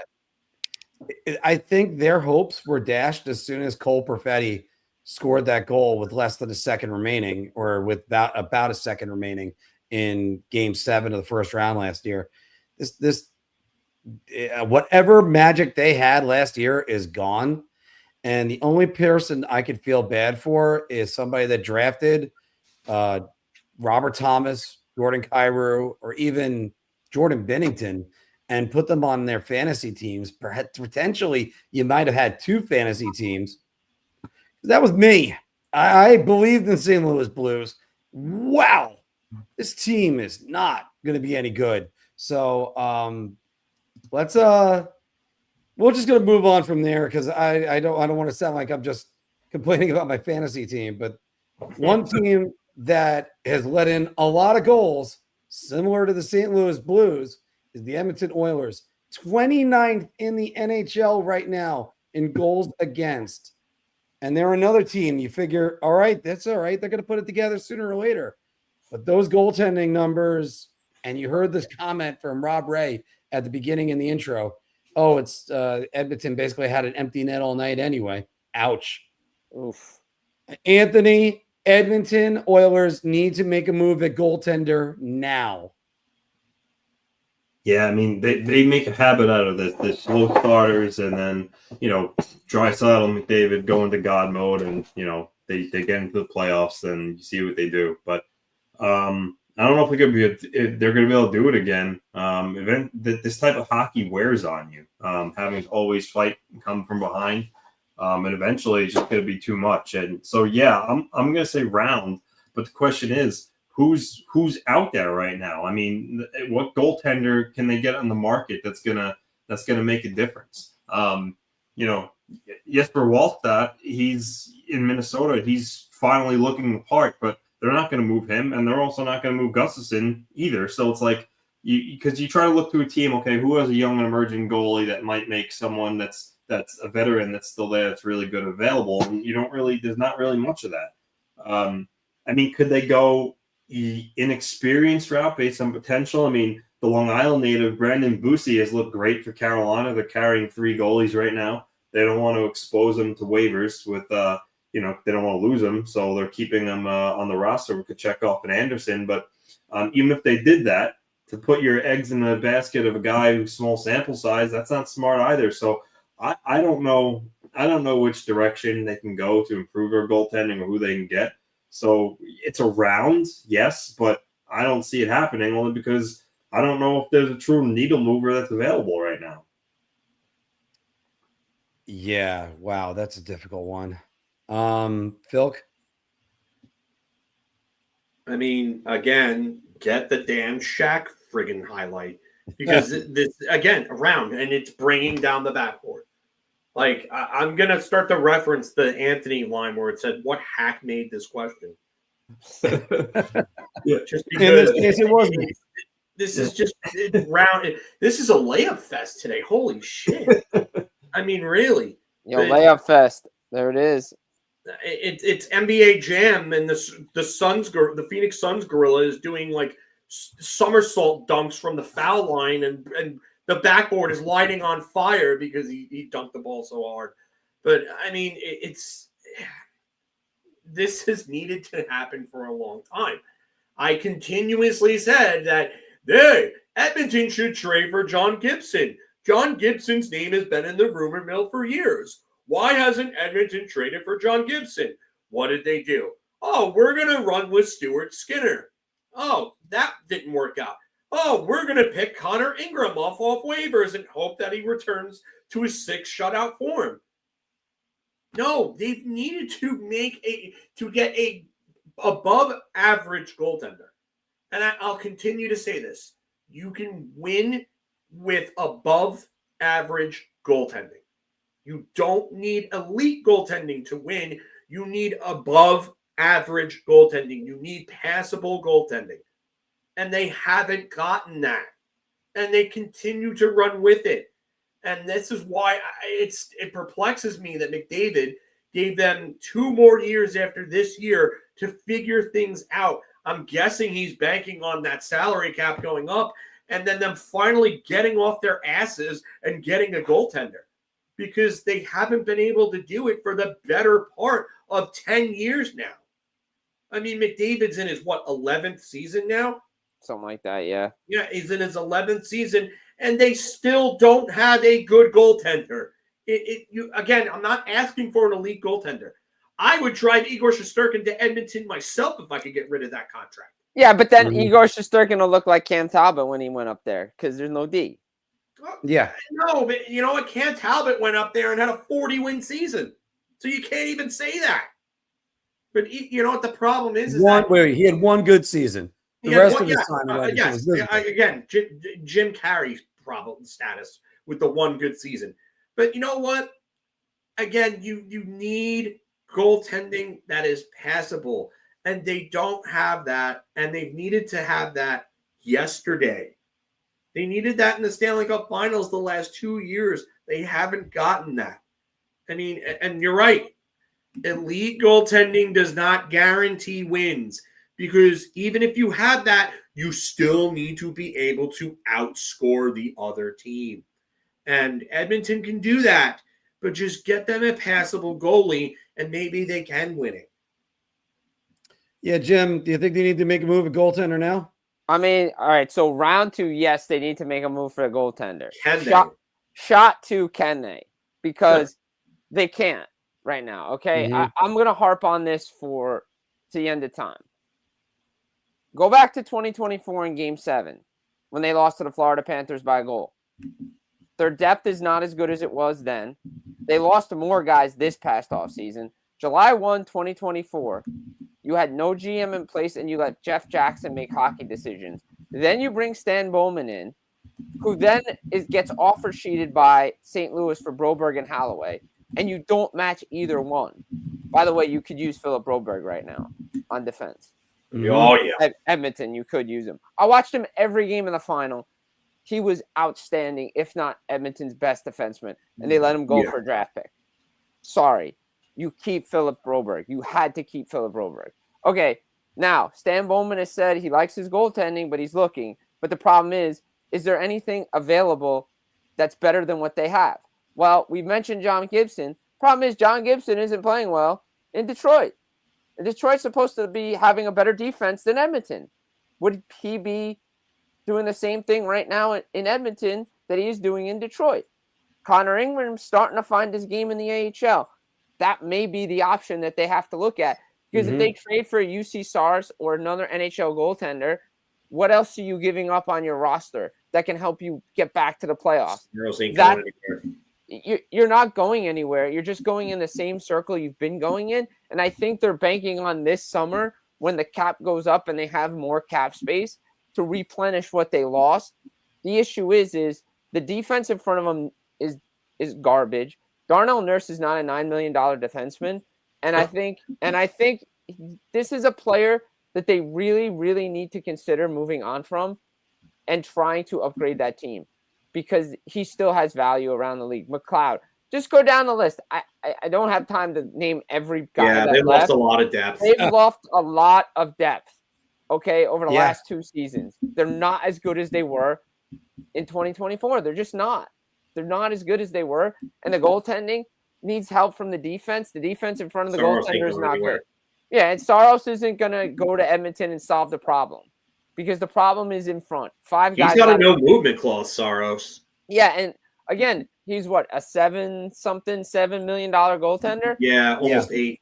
Right. So the point is who you giving up on that roster besides Calvin Pickard or Stu Skinner going the other way to make the money work? Because how much is Nashville really going to retain? And oh, by the way, the biggest factor everybody forgets about trades now is there's a playoff salary cap. Yeah. I don't know how the Saros trade works for them. I don't know how it doesn't. And if you're going to try to find a Spencer Knight, good luck. Because Spencer Knight was highly touted when he was drafted by the Florida Panthers. So was Jesper Wallstad. Yeah, but they also traded away a top 4 defenseman to get that player. Right. But you got something. You gave up something to get something. Edmonton really doesn't have that to get a goaltender. And are you going to go 0 for 3 like Steve Yzerman has in trades right now? I'd send Igor Soucy away in a heartbeat. I'd keep Borgen.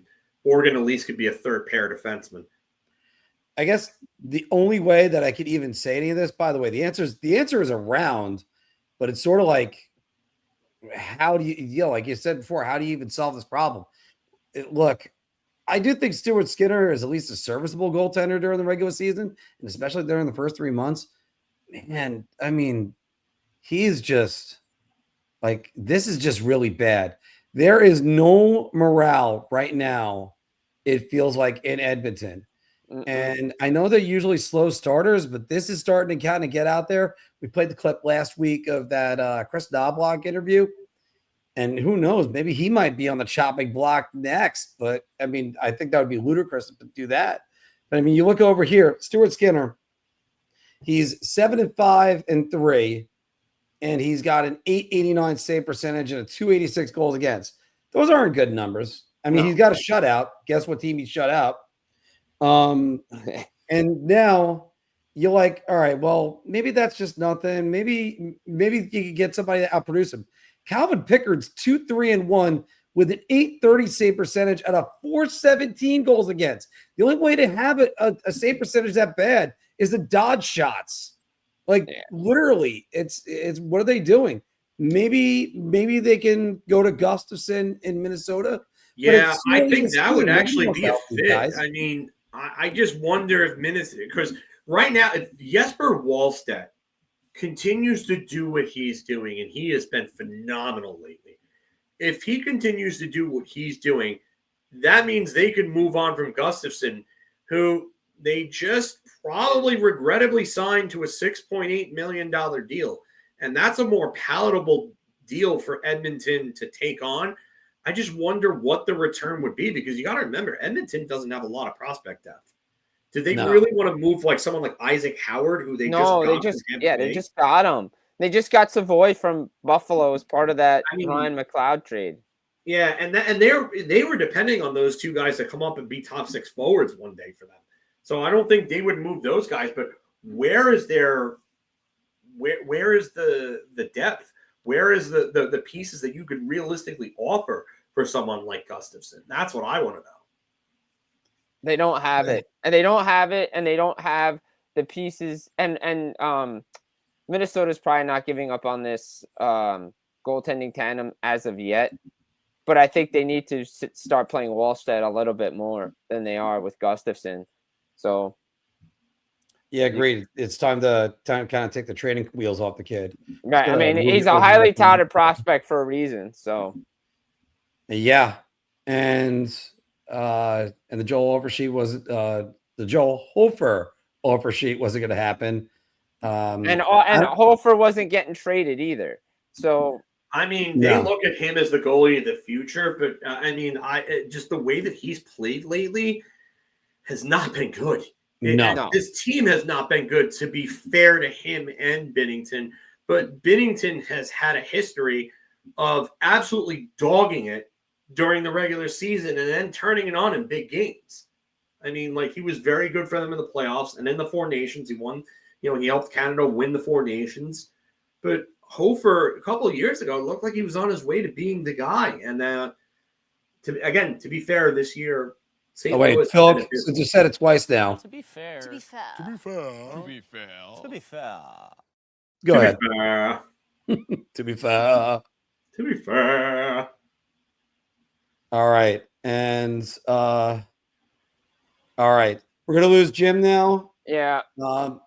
But thank you very much for joining us today, Jim. Hopefully you can join us with Obscurities on a later show, but no worries about that, because we got one more the bar talks to talk about. If anybody knows any barbacks, we're always hiring over at the bar. But Jim, thank you. Take always it easy. A pleasure, guys. Let's take it easy. Yeah. And pull you out right there. So by the way, in case if you guys can't see it right there, there's a new little graphics that we got at the bottom. Still tinkering around with it. Maybe we'll fix that. Maybe I'll throw that up top for when we do a 2-man show. But Bill, the NHL announced the Winter Classic jerseys. Here's what they look like. I have them for you right here. And they look, they look like they're going to be pretty good for the game. I don't know. And that's what we're here to debate about it for. The Winter Classic jerseys are perfect. Shot. Okay. Absolute shot. I mean, so the Rangers one is a white version, a remixed white version of the Centennial jersey that they have. The Florida Panthers one looks like it came from DHgate or AliExpress. Like, really? It looks like a cheap knockoff. I'm sorry, they did it. Listen, the Rangers jersey isn't terrible. It's not. It's just bland and unoriginal. I'm sorry, it's bland. It's unoriginal. It's literally a copy of what they were wearing the other night against Detroit. They just reversed it, and went white. Okay, fine. If you were going to do something like that, why not go white with the shield or the Liberty logo? You have 100 years of history to point to, right? Because it's a centennial year, right? Why not do something a little different and make a reference to another point in your team's history? It's just, I'm sorry, but geez, it just, every time they have a chance to do something good, they just drop the ball. It's right there. All they have to do is step outside the box just a little bit, and they refuse to do it. Again, the jersey is not bad. I'm not saying it's bad or it's terrible. It's just they had an opportunity to do something different, and they just didn't. I'm sorry. It's bland. It's uninspiring. It's unoriginal. It's just, okay, it's there. I mean, I don't hate it. I don't like it either, but it's just, sorry. I go beer on this one, there, which I guess it can't really go beer, but are they really good jerseys? This I could sign up for. Yeah, they're not perfect, but they're not bad. I'm not gonna completely kill them. Now, to go back to this one, I agree with you on this one, Phil. It's a little bit reeking of sort of like on The Simpsons when they were coming up with Poochie's name. Like, oh, come up with a new character's name like Poochie, but something more like different. And everybody just looks at each other and goes, so if we just took the Centennial and just made it white? Yeah, all right, that works good. And the Panthers one is sort of like a retro version of their original jersey. And that's where I'm okay with that, Phil. It's not great, not bad. I'm actually more concerned about the game right now than anything else, with the Panthers being not that great and the Rangers being very much so not that great. Let me fix my camera since I moved all that. I mean, Miltos is a pretty good song by Helmet. Well, but I do agree with you. They're a little bit, as far as the Rangers go, they're a little bit milquetoast. They could have done some different things. I like the fact that the Rangers don't wear their logos on their jerseys, but this one, maybe, who knows? They could have actually done that. It took me a while to warm up to the Liberty jersey. I'm a traditionalist, especially when it comes to the New York Rangers. But it's one of the cleanest. I mean, I like these. I don't hate them. I guess indifferent is the best way to say it. Yeah. Well, like it's like I can't complain about it because I'll just give an honest opinion. I'm not going to complain about it. I'm not buying it either. Mm-hmm. But they just had an opportunity to do something different. And, listen, the Centennials aren't bad either. I don't think they're great. Again, same thing. It's the same way I feel about it. I don't think they're great. I don't think they're bad either. It's there. I just think that there was an opportunity to do something different. My biggest complaint about everything is that the Centennial and that jersey are way too close to each other. Correct. I think that's the problem. It's the same jersey with different colors and New York instead of Rangers. And that's the one problem where, if I had to really complain about it, it's got to be that. Well, Ranger fans should be very enthusiastic about this Winter Classic because I don't think they're going back for quite some time after this. And by the way, Todd's saying right here, I could see a Utah outdoor series that'll be set at the bar. Give me that on Lake Tahoe or something like that, kind of like how they did with Colorado a few years back in Vegas. Or do it at BYU Stadium. So, I mean, you got a couple of places, and you know what? It's a young and upcoming team with a sick jersey. And, I mean, you could make a reference to the Coyotes in there. I mean, I don't know. I don't think you would, but. Well, I mean, obviously you would make a reference to the Coyotes and slap their fan base who's a team you took away. But, well, technically lots of people took the Coyotes away. It wasn't just Utah. but they left their history in Arizona, as well as the history of the Winnipeg Jets. I still don't get that one. And it's funny you guys bring it up that Utah will end up setting the bars because Utah is the last team that has not appeared in an outdoor game. Matt saying right here, the Rangers should have done what the Bruins did for the centennial year, make a home and away jersey, keep this blue jersey for home, and wear a classic jersey. And yeah, make them an original jersey. Yeah. Yeah, I can get on board with that, Matt. I could definitely get on board with that. By the way, make sure you're checking out Matt's stuff. Ranger Central. I know there's a little bit of a hiatus right now with Evan. We're always I see him in the comments. I hope everything is well with Evan. But when they're back up on their feet, make sure that you give those guys some love because they deserve it. Yeah, they've been guests on us many times, and look forward to wonderful to work with. And they've always got good talking points. Oh, know their stuff. Just a couple of really good kids that we love working with. So. Right. Ryan Smith. Yes, I agree with this, Todd. He is a promoter. He absolutely knows how to promote the shit out of whatever he gets involved with. All right. We have certainly thank you, Evan. We have certainly taken our time with Bar Talk today and as well as everything else. Let's get to some Big Apple hockey pick'ems. Phil, you just gotta undo that. I've got a gut feeling. You want me to do two things? Yeah, well, that's just like your opinion, man. Now shoot! And hey, everybody, welcome back to Big Apple Hockey's Pick'ems, where we're going to give you a couple choices. You got to select it, and that's what we're going to be doing as well. Just two of us right now. Maybe we can get Anthony back soon. Oops. And let's start with this one. Phil, higher panic index rating, the Edmonton Oilers or the Toronto Maple Leafs? It's a tough one. Oh, man.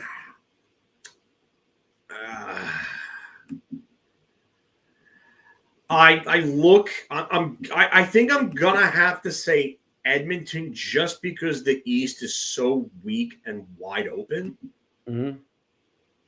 Edmonton is only 1 point out of a playoff spot, but they're not really trending in the right direction. 4-4-2 in their last 10.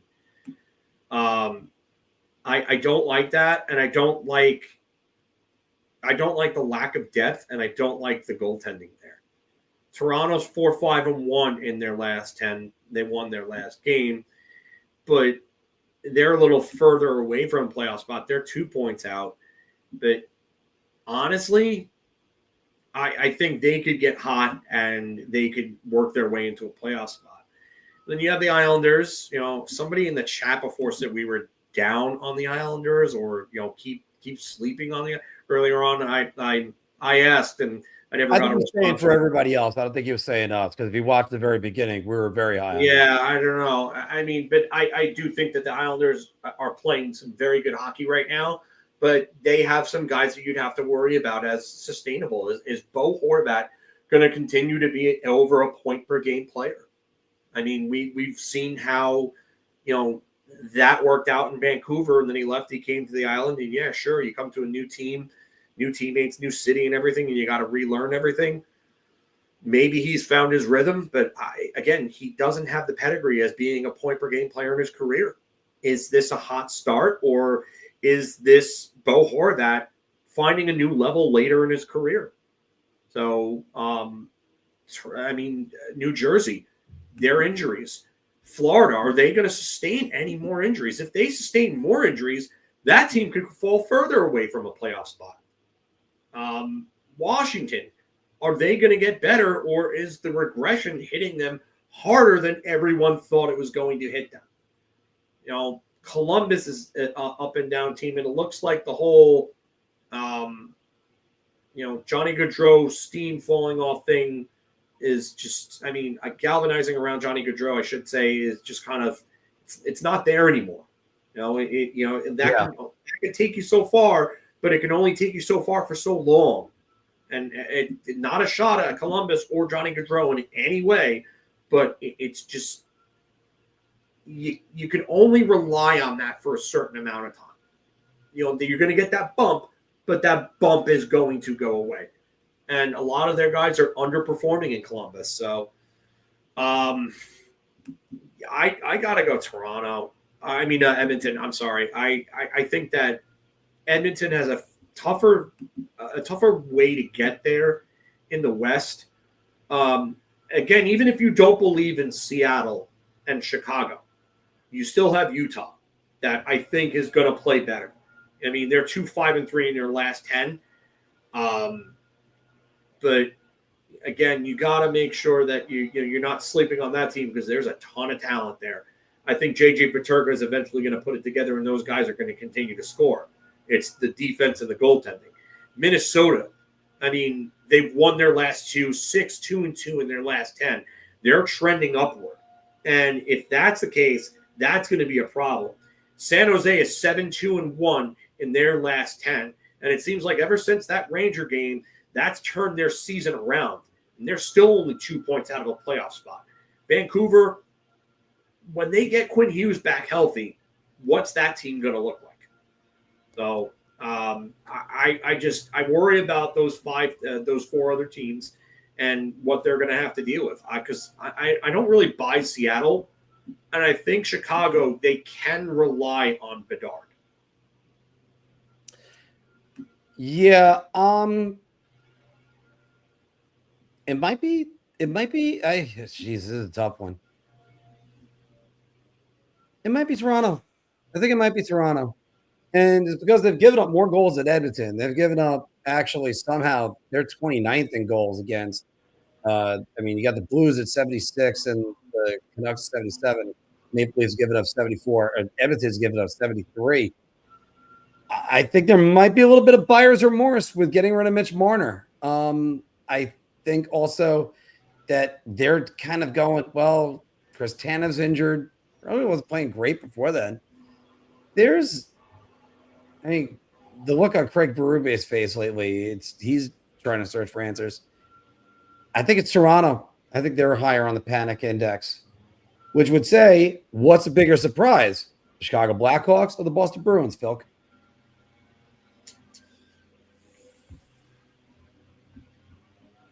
I got to go Boston. I just think that there's a lot of young talent in Toronto. And I said it in the offseason when we saw those videos of Bedard. I said, look out for him. Look out. I said this was going to be his point per game year. And now he's on pace for like 100 points. Mm-hmm. I'll tell you right now, that Chicago Blackhawks team has a ton of young talent. In like 1 or 2 years, they're going to be an absolute juggernaut if the right moves are made by their general manager, Kyle Davidson. So I like the core of what's there. They just need help on defense. Spencer Knight's the real deal in goal. And you talked about Spencer Knight before. Spencer Knight was a first-round pick. It's not like you're finding him out of nowhere. No, that's a guy that, cleaned up his personal life. Congrats to him by the way, because I know so many people, and Mark, you're in a profession where you hear the stories all the time. Oh, yeah. So, I don't even need to talk to you about that of all people. But, good for him to clean up his life, get himself together, and finally be the goaltender that he was drafted to be. You got to remember, when he was drafted, they were saying he was the best goaltending prospect since Carey Price. And for good reason. He looked dominant up to his draft. So, for me, I'm not surprised by Chicago that much. If you would have said they were in first place, the answer would have been Chicago for me. Mm-hmm. That would have really surprised me. But Boston, with the lack of talent that they have, and I'm surprised Anthony couldn't give me a straight answer with that roster, because I know that he knows that roster is not desirable as compared to Chicago's. You're going to tell me that you think that you're going to get 2022, 2023 Elias Lindholm again from them? No. Well, then Morgan One of the worst 30 contracts in the league. That's one of the worst contracts in the entire league. Mm-hmm. And then Pavel Zacha, okay, good player, but not moving the needle. Morgan Geekie is a pleasant surprise. But what else do they have? What else do they have? I think it's a good point, Phil. And you got them in first place. You got a rookie head coach. You got a goaltender that's rebounding, a superstar that's really kind of saying he was a superstar all along. I mean, we all knew David Pastrnak was a really good player. I don't think people realize this guy is a superstar. And you might have said, well, he plays with Marchand and Bergeron for a 60-goal season. He's up there with the greatest Czech players of all time. We talked about it the last 2 weeks, the last 2 shows, I should say. But you know something? Let me play devil's advocate the other way for Chicago. You looked at their roster at the beginning of the year. You just went on paper. They don't look like they're very good. All right. Are they going to be able to be coached up? Well, who's their coach? Jeff Blashill? Really? What did he really do? And he's done a stellar job with them so far. Yeah, they got Bedard, who's starting to finally look like he's a generational talent again. Bedard. Yeah. What did I say? You said Bedard. Oh my goodness.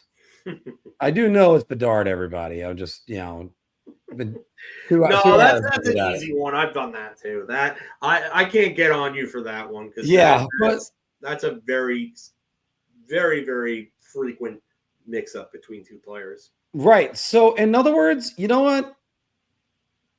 I'm gonna go. I will go with the Bruins still, but it's not as close. And the fact that Chicago's even in a position, a playoff positioning right now, where that is murderer's row.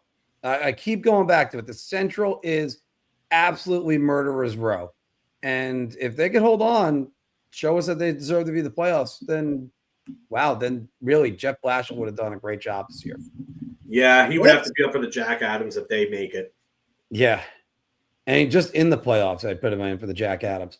Let's go to the Olympics. We're going to be talking about them a lot for the next 6 months. But let's look at their net in Team Canada. So the Team Canada starter, Phil, it's either going to be Logan Thompson or Jordan Binnington. This is a layup pick. God. It's Logan Thompson. Stop with Jordan Binnington. I get he was the guy in net for them when they won at the Four Nations, but honestly, this is just Logan Thompson is the better goaltender. And I don't even need to think about this one.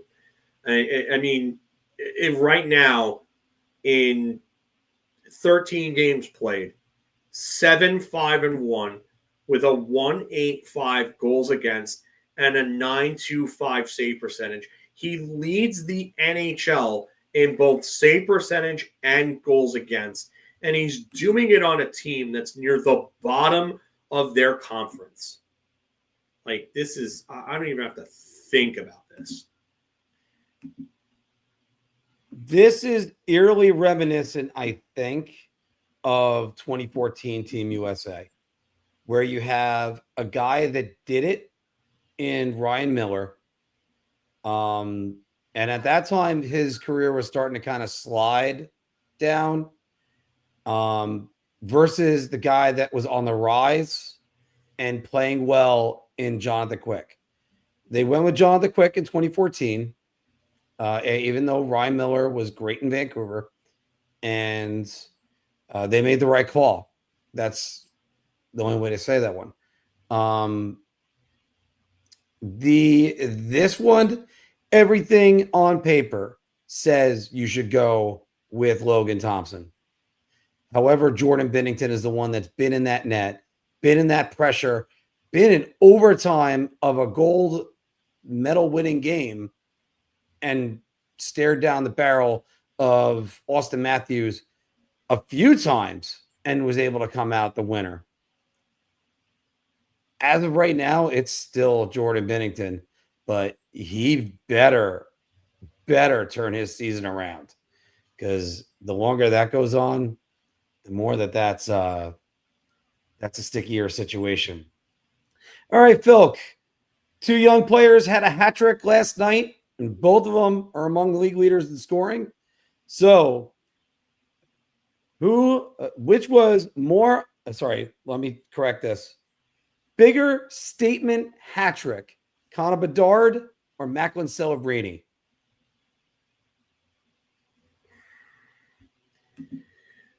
Oh, this is a tough one. Celebrini did it against a very good young Mammoth team, while Bedard did it against a really bad Flames team. But the issue is that Bedard did it right in front of Team Canada management. And that's a nice place to do it. And some good people to do it in front of.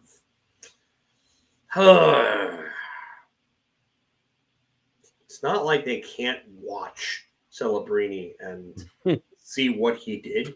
Who knows? They might have had him on the TV afterwards. Yeah, they might have been watching that game. Yeah. Wow.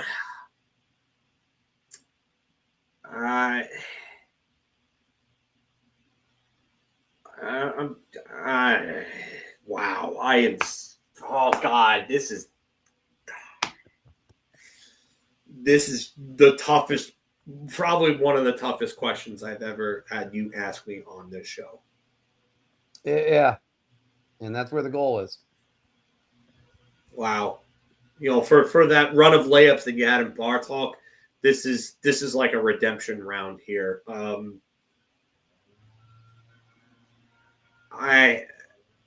gonna have to go Bedard, I guess.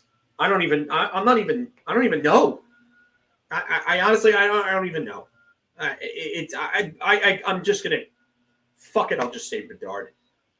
I mean, if you use that for a short, you could edit that word out. But yeah, I mean, terrible future, absolutely terrible future there, Todd. What an awful and bleak future that we have with 2 number 1 overall picks in a row, playing like number 1 overall picks. Yeah, and on pace for 100 points in their 3rd and 2nd years, respectively. God, this is just so bad. I never would have signed up for this. But I mean, Bedard just because he did in front of Team Canada's management.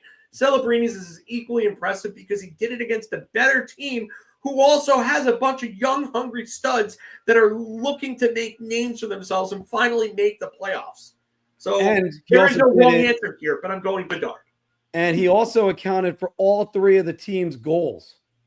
He had a hat trick in all 3 of the team's goals, including the game winner in overtime, where he basically got the puck, looked to the net, and called game.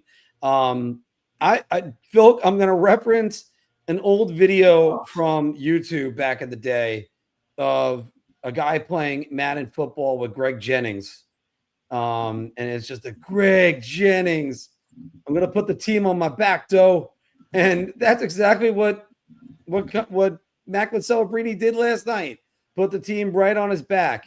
Now, did he face the better team? Yes. Did he do it against the better goaltender? That could be debated. Because Wolf certainly is the better goalie, although he gave the first goal sort of to Bedard because he fanned on the puck and Bedard was able to poke it by his feet.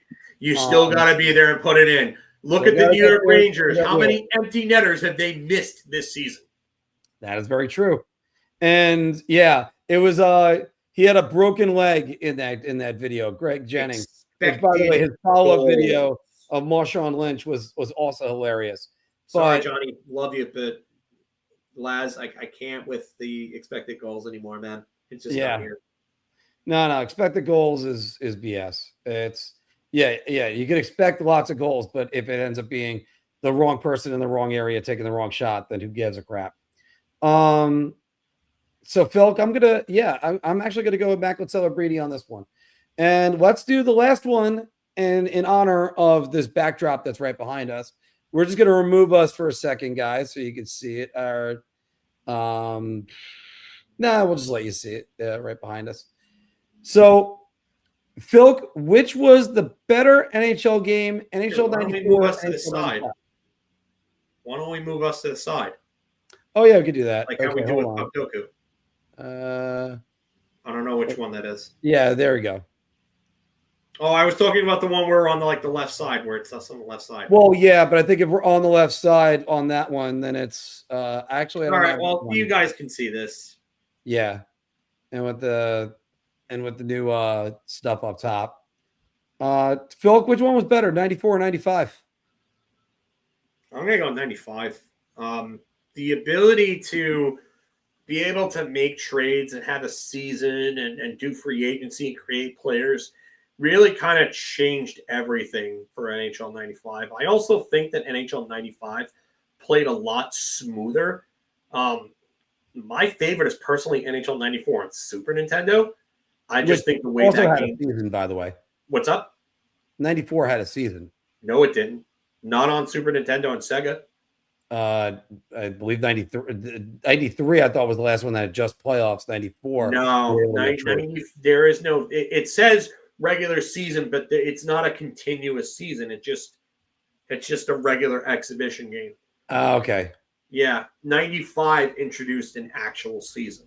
Like you had the ability to play a playoffs in 94, but you couldn't. There was no actual regular season. But yeah, 95 changed the game for me. So I always go Sega on 95 is my favorite. 94, and then 1A, 1B, 94 on Super Nintendo, because the gameplay on Super Nintendo in 94, I think, is just it was smooth, it was good, the audio was great. 95 on Super Nintendo was decent, but buggy. I am a little bit spoiled around this time because I did have it. My older brother Dan got it on the Genesis, and those were always the games we got. As a matter of fact, when we first NHL hockey came out, he said, I'm buying the Genesis, I'm buying this, and I'm calling the Rangers. However, yes, by the way, Matt, you're right about that one. Yeah, I shared a meme on Instagram, and it was the SpongeBob meme with him and Squidward, and it's Squidward playing the tune, and it's a song from, I guess, one. I don't even know what soundtrack it was from, but and then SpongeBob plays the note on the piece of paper, and it's Wolf Mother, Joker, and the Thief from NHL 14. That was the last great soundtrack. The soundtrack sucks. And by the way, we still have to do a. Yeah, I'm still working on that. I'm sorry, it's been a while, but that's all right. I will get that finished. We'll get that one again anyway. But the other, I was a little bit spoiled, Phil, because as much as I had those games, I also had them on PC, and people forget they were available on PC. PC might have had the season mode. I never played. That's why I remember there was definitely a season mode. There was also the official skating on the ice, and you could actually check the official and get ejected for a few abusive official. In I think it was 95, where they had multiple different camera angles you could use, and it was more of a 3D experience, and you were able to do custom rosters. That's where I was like really just in love with all that. This was so I'm gonna go 95 on this. But man, the NHL in their first 4 years were bar none the best thing.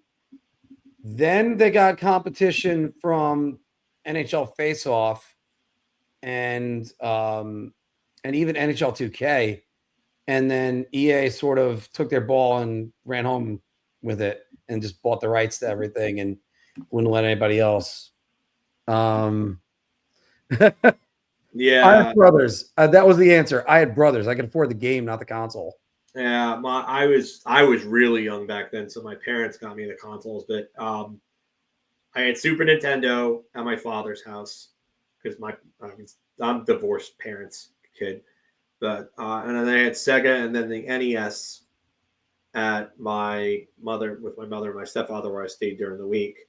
Mm-hmm. So, but yeah, my father got me the stuff to play on the weekends because, you know, if I wasn't out playing hockey or riding my bike somewhere, I was probably playing a video game and NHL games. And then kind of moved towards PlayStation and Nintendo 64 and all those other. So now that's it. Yeah, the first 2 consoles I bought on my own.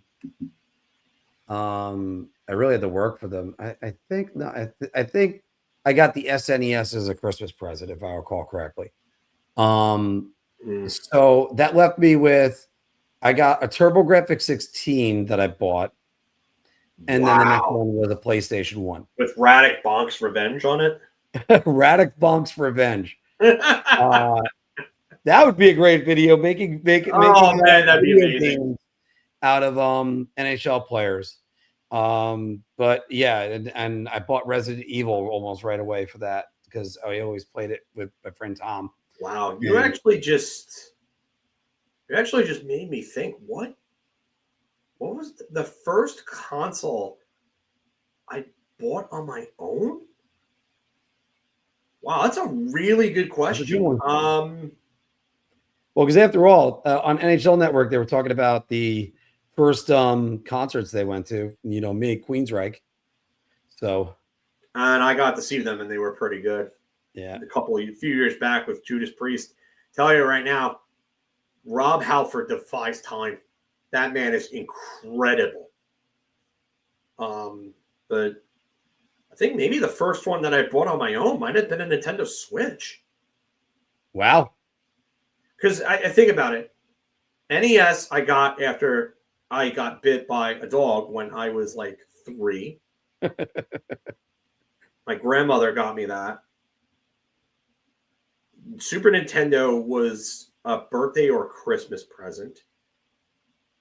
My PlayStation, the PlayStation 1 I got as a Christmas present. I know that for a fact. That was our first Christmas in Lindenhurst that I got that. PlayStation 2 was also a Christmas present.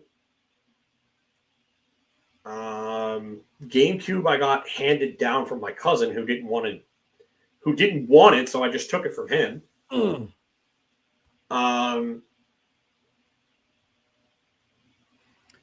I mean, I do know. No, Xbox 360. Okay, Xbox there you go. 360. Super Nintendo, Sega Genesis. When I was dead broke, I couldn't picture this. All right, Biggie. All right. I going to the Maiden show. I gotta ask my friend. Funny enough, I definitely want to go to that. That show. It's at Sports Illustrated Stadium, I think, which is formerly Red Bull Stadium. So I definitely want to go to that. All right, here we go. Let's do some Puck Doku while we wait for Anthony to come back, if not more. All right. Ooh. For anybody that is listening, your X-axis is the Rangers, the Capitals, a 30-assist season. And for the Y-axis, you have the Minnesota Wild, Edmonton Oilers, and a 10-plus goal season. I got 2 players for the Rangers and Minnesota, and for Oilers. So right. for Rangers, Minnesota. Who do you want to go with for the Rangers, Minnesota first? Brad Brown. All right. I had Aaron Voros, so Brad Brown. Voros would have been way more popular. I'm telling you right now, Brad Brown. Well, yeah, because they made a big deal about him being on Gabrick's line. Brad Brown, 0.3%. And then the Oilers and Rangers go Zdeno Seeger. Close, but no Seeger. There we go. 0.5. And I constantly forget that he was a New York Ranger. Yeah, 2001, 2002 for a minute. Now, 10-plus goals, does that include 10 goals? If they got 10, yeah, I would think so.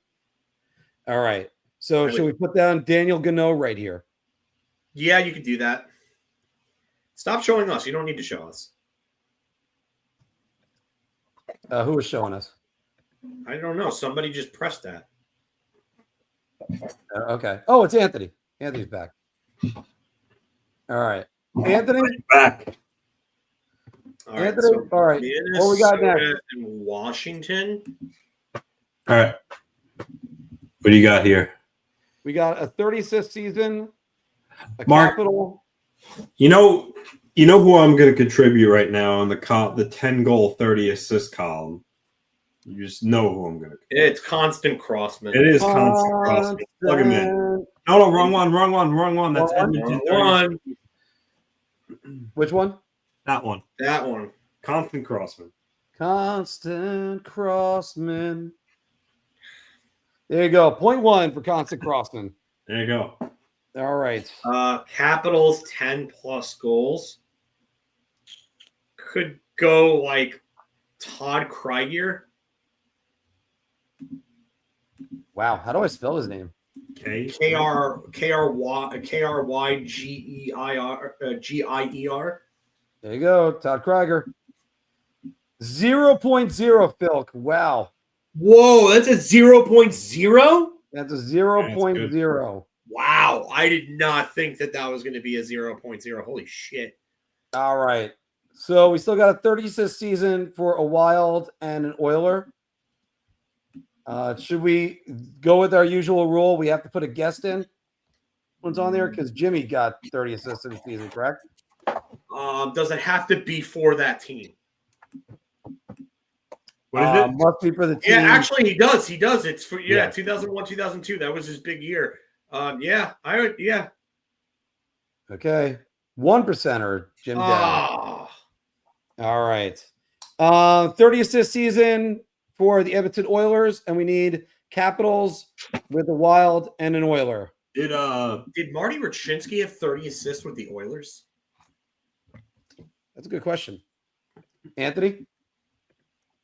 No, he didn't. I was going to say, did Mariusz Czerkowski have 30 assists for the Oilers? Did Miroslav Shatan? I do think Mariusz Czerkowski did, by the way. No, Shatan didn't. Cherkasky, no, he did not. 21 was his high. He had a 26-goal season with them. I know Shane Corson did. I believe in 93 he did. But I don't know if that's going to be too popular of an answer. But he was never really known as a playmaker. Actually, no, he didn't. Yeah, he did in 93. 93, okay. All right, but would that be somebody we want to throw on there? That Shane Corson would be there? I mean, obviously you could go Vinny Domfus and stuff like that. So yeah, but that would be too popular. People know that he played there. Minima? I feel like too popular. Yeah. Try Dave. You know what? Try Dave Manson. Dave Manson would definitely had one. I think he had a big year in 93 as well. yeah. No, wait, hold on. It's for the Oilers. Yeah, he had 230 assist season with the Oilers. So yeah, Dave I would do Dave Manson. Okay. Dave Manson, 0.3%. So we just need a capital and that played for either the Oilers or the Wild. Tikkanen is too obvious. Don't use him. Yep, can't use him as we found out last week. How people remember Esa Tikkanen as Washington Capitals still beyond me. Sean they went to the Stanley Cup Finals with him, I believe. Yes, it did. Sean Hill never played for Washington, right? No, I don't believe so. He played for Minnesota. I know that, but he didn't play for. Yeah, Minnesota and Washington. Ken Klee played for Atlanta, not Minnesota. So he's out. Yeah, he played for Washington, yeah. I was thinking Sylvain Cote, but he did not play for either one of those clubs. Yeah, no, I don't think Sylvain Cote played for them. I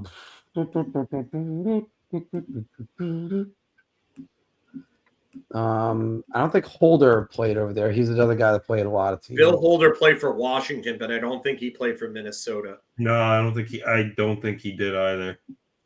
You guys are correct. He did not. So we did. Sorry that I'm now thinking about. Are you just singing the Hungry Hungry Hippos theme? No, I wish it was. I mean, that's what it sounded like. I'm not going to lie to you. I'll take it. Phil. The song that got stuck inside my head last week as I was playing golf, and I was kind of happy for that, was the Naked Gun theme. JJ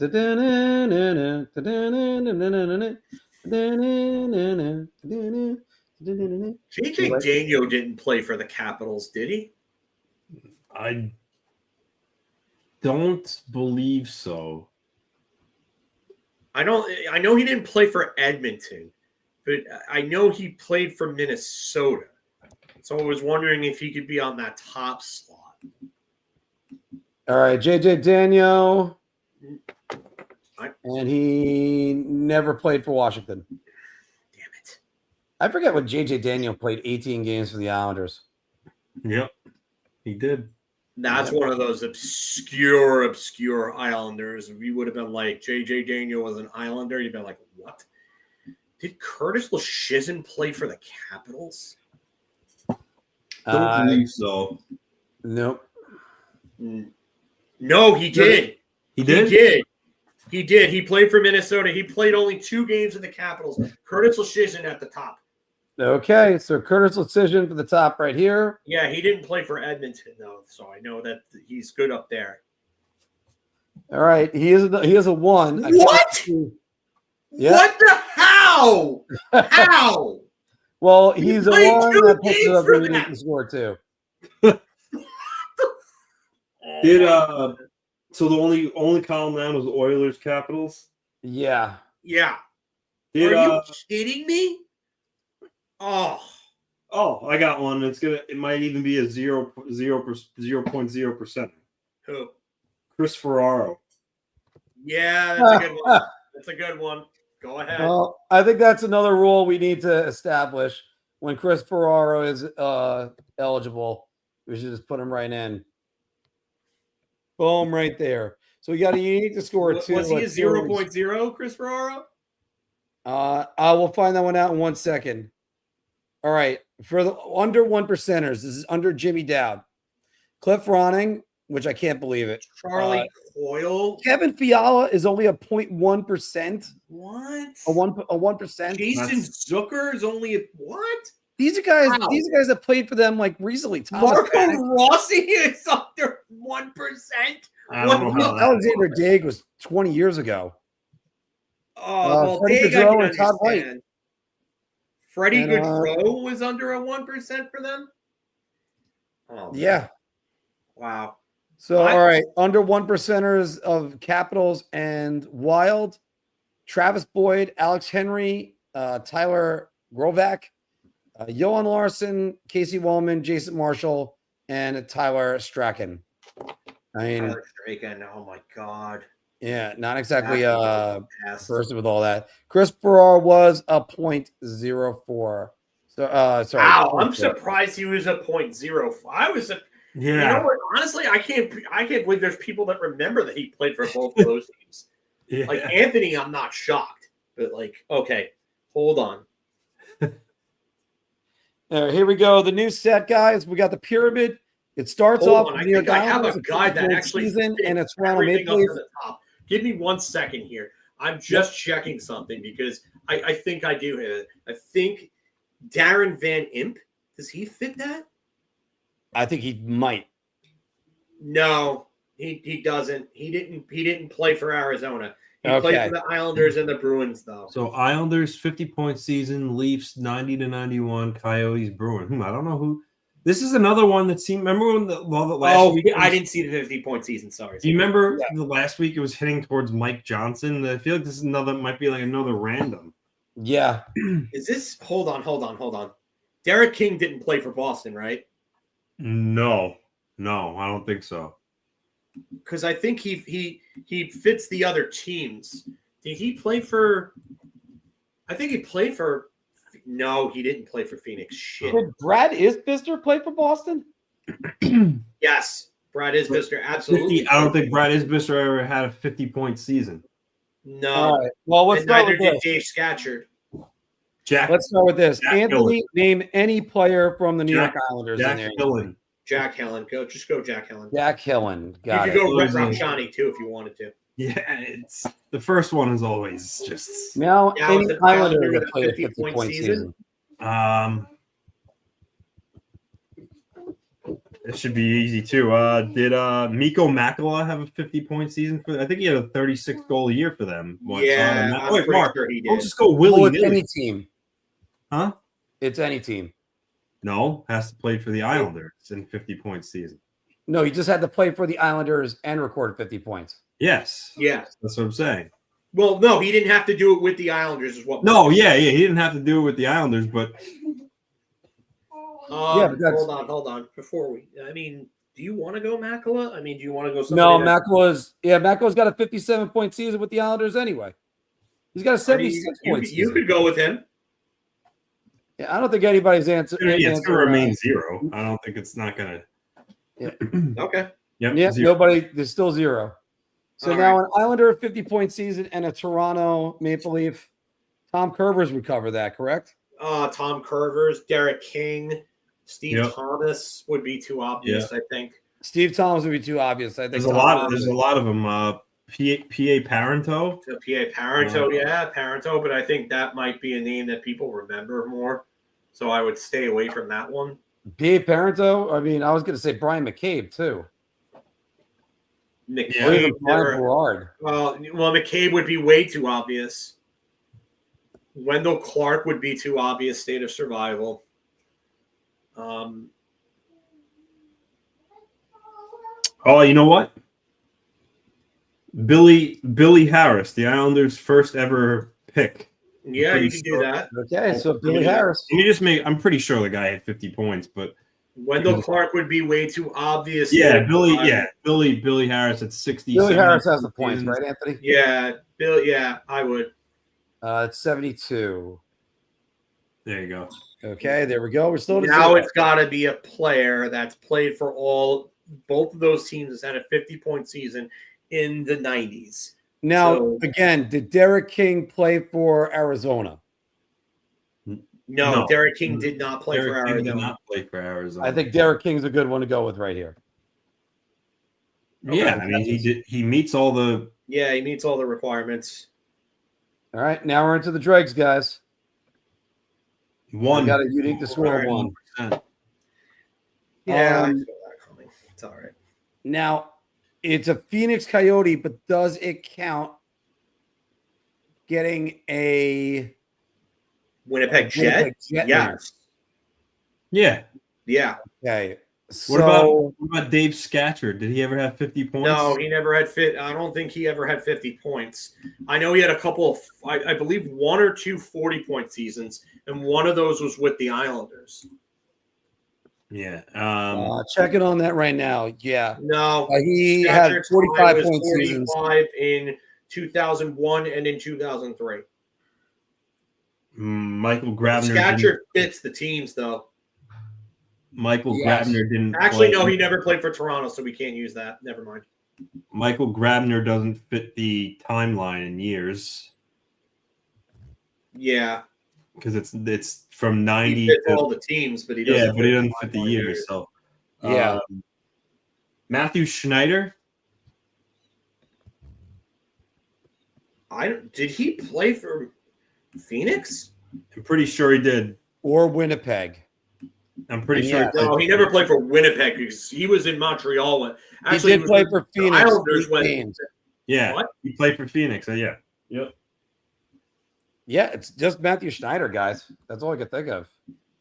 So we're gonna have to go him. Hold on, no. Go ahead. Well, who else you got? I'm trying to see if there's anybody else. Maybe give me a second here. Islanders, Coyotes, any team played in the 90s. Those 3 teams. I mean, Robert Reichel fits too, but he's probably more of a higher score than Schneider, I would think. Right? Yeah, no, it might. I don't know. Schneider's a more current name and a more notable name.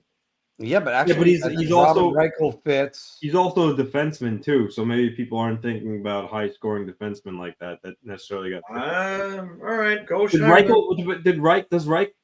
I'm not imagining it. Reichel played for Phoenix, right? Or am I? No, he did. No, in the very late 90s, he did. Actually, Anthony, I'm kind of leaning towards Robert Reichel. So Reichel. It was only for a little bit, though. He got traded to them at the deadline, I believe. Yeah, 13 games. Reichel, Schneider, Dave McElwain. McElwain, did he play for Toronto? Because I know he played for Winnipeg. And he played for Winnipeg. Checking it. But he also played for, hold on. Yeah, he played for Toronto, Winnipeg. Yeah, I think McElwain fits. Yeah, Dave McElwain. Yeah, that's a good one. Okay, I would go with him. Dave McElwain. Yeah, I would absolutely go with him over Schneider. Tell you that right now. All right. And now we got to figure out who's at the top of this pyramid. Now we have to do all of that, but with the Boston Bruins as well. Yeah. Smolinski didn't play in Toronto or Arizona. What did McElwain bring us to? Oh, McElwain, we're still at a. Sorry, let me check Robert that. Reichel never played for the Bruins. What? Robert Reichel never played for the Bruins. Otherwise, I would have used him. Trying to think of old. So, John Tonelli never played for any of these teams. Oh, wait, never mind. It has to be the 90 to 2000. Yeah, it has to be in the 90s. Yeah, all right. Yeah. Marty McGuinness? He did play for all four of those teams. Right? He did play for Toronto, right now. Right? And I think you would have had a 50-point season in 1994. There it is. He didn't play for Arizona. He didn't play for Toronto either. Oh, wow. I thought he played for both those teams. Jeez, damn it. It sucks. That was a good guess, too. Brad Isbitzer, like we said, never had a 50-point season. No. Brian Berard never played for... He never had a 50-point season. Really? No. He had a couple of 40-point seasons. He also never played for Phoenix. Nope. He played for the other teams, but not. There's definitely a guy that's like right there that we're missing. Well, whoever it is, they're leading us to like same thing. It's not a big name guy like Mike Johnson. It's someone that's because I don't think there's any Bill Guerin never played for Toronto. He never played for Arizona either. For Arizona. I'm trying to think. Mike Comrie played for Arizona but didn't play for Toronto. He didn't play for Toronto, no. Yeah. And he didn't play in the 90s. Oh, good call. Yeah. Yeah. Keep bringing with the 90s. Travis Green, I think, came up in 2001. Was his? Oh my goodness! It's Travis Green. Travis Green. Wow, great call! Holy shit! As soon as you said it, I went, "Yep, that fits." I don't think Benoit Hogue played for Boston. He did. No, I played Putluck through so many times now. I know he played for Boston. He played for the Bruins. Hogue, but I don't think Benoit Hogue played for Phoenix. He did. He played. No, he definitely. Oh wow, Hogue fits this. So does Green though. I go Benoit Hogue. I go Benoit Hogue just because Travis Green's been a coach. Yeah, that's true. Travis Green has been a coach. I think that's a more relevant name. And Travis Green, I think Travis Green actually stopped playing later too. Hogue stopped in 2001, 2002. And I think Travis Green played. Oh, Travis Green played up until 2007. Yeah, we're going with Benoit Hogue, right? We're gonna, Benoit Hogue. All right. He's 13. You need the score of 13. Yes, Travis Green was the most popular answer. Benoit Hogue was the second. So we chose wisely, boys. Nice job. All right, so then Dave McElwain was the lowest possible guy we could have gotten for. That's a great. Ole Jokinen. We click that box again. Yep. But we thought of Reichel and Schneider, but we didn't know Ole Jokinen. Look at that. Yeah, I'm a little bit surprised by that too. I can't remember Ole Jokinen as a maybe as a Boston Bruin is what I couldn't remember. No, not Bruin. Can't remember him playing for Phoenix. Anyway. I remember him in Phoenix. I don't remember him in Boston. No, he wasn't in Boston. That's the reason why he wasn't up top. All right. No. Which slot was he in? He was in the the Phoenix slot. So he was the second to last. Yeah, so he went from Florida to Phoenix. Oh no, he signed in Phoenix as a free agent after the 2007-2008 year, and that's really when his career started to fall off a bit. So, by the way, Tom Curvers would have been under 1%. So would Tim Connolly and Daniel Marwa, and also Dave McElwain. So there's two answers we couldn't have used in Travis Green and McElwain. And for this one, we're just going to go with the bottom. They're the guys that are right there. JP Parise, Hogue, who we use later, Reichel, who we use, Brad Boys would have been in there. Schneider was a possibility. So, all right, not a bad game right here, guys. Let's get back to us. Did you guys do players for obscurities? Because I have some. If you no, we no, but I could. You give me a little bit, and I could think of some. I have 3 for each of you. So if you want, I could start. Okay. Yes. Mark, you ready, Mark? I'm going to set a timer. I'll let you know when to go, and I'll keep track of your points here. Let's see here. Clock. Timer. All right. Are you ready? Yes, I am. Let's go. Your first name is Mark. Wait, actually, hold on. Let me bring it up so I could I cheated. At least you know the person's first name now.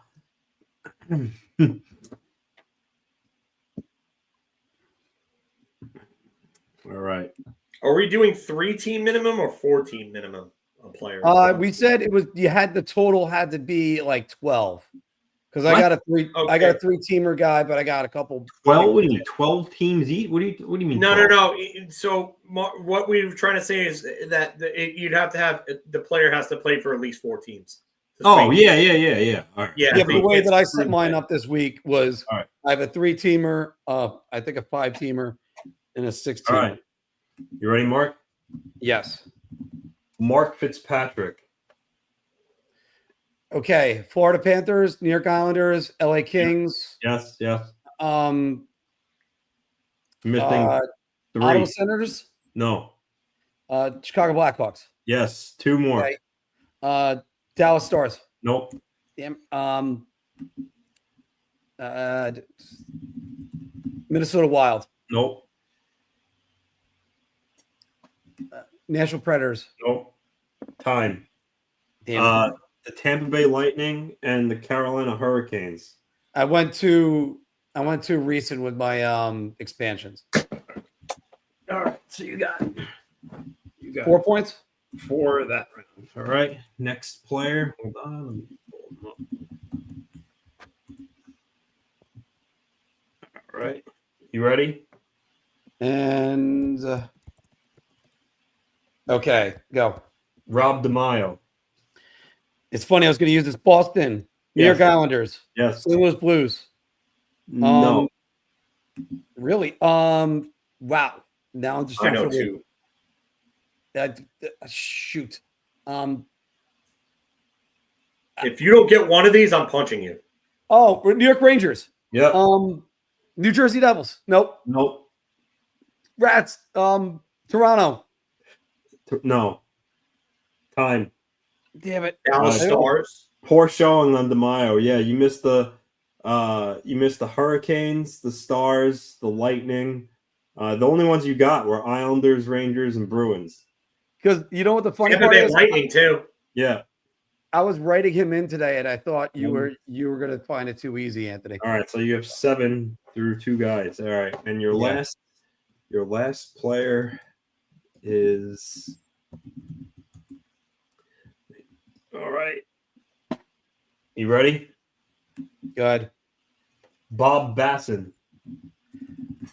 New York Islanders. Yes. Quebec Nordiques. Yes. Boston Bruins. No. Buffalo Sabres. No. Bob Basson. Washington Capitals. No. All right.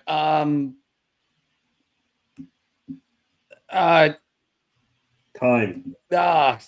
You missed. You got the Islanders and Nordiques. You missed the Blackhawks, Blues, Stars, and Flames. All right, so that gives me 9 points for today. Bob Basson, by the way, Phil, if you remember, if I recall correctly, he had the game-winning goal of Game 1 of the '95 playoffs, Rangers versus Nordiques. Mm-hmm.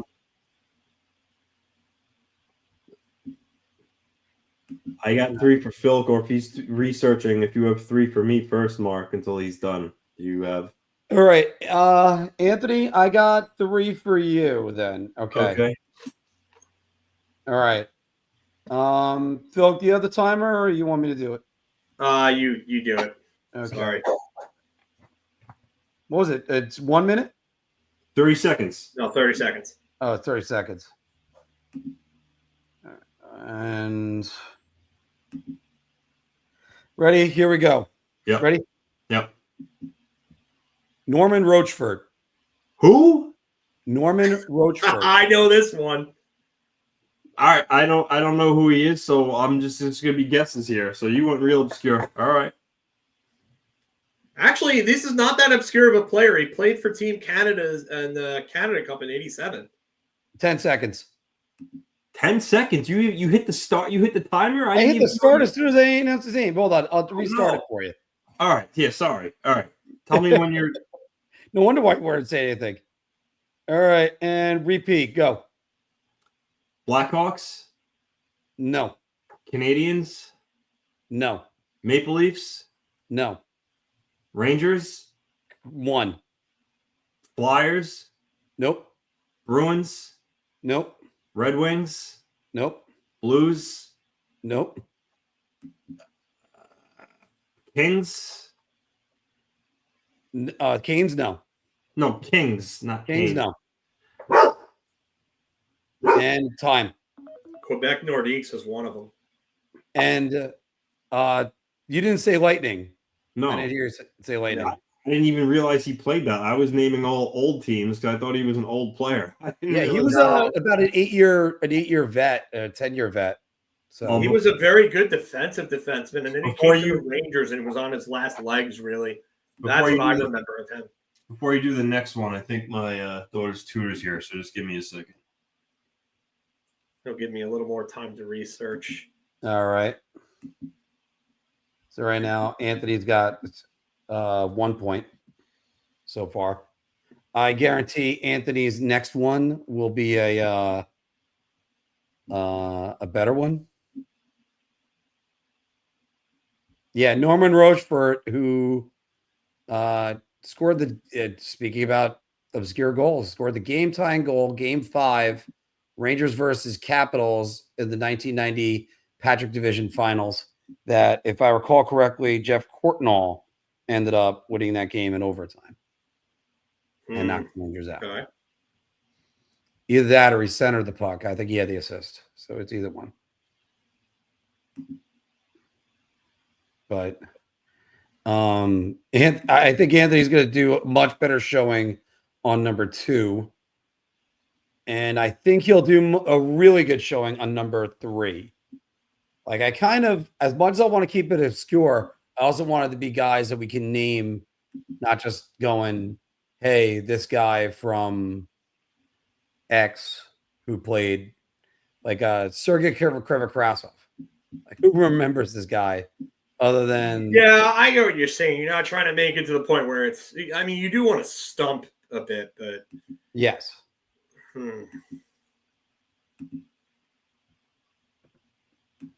Wow. And with Mark Hardy, who would also later become a New York Ranger. LA King, and went back to the LA Kings after it, too. Mm-hmm. Yeah.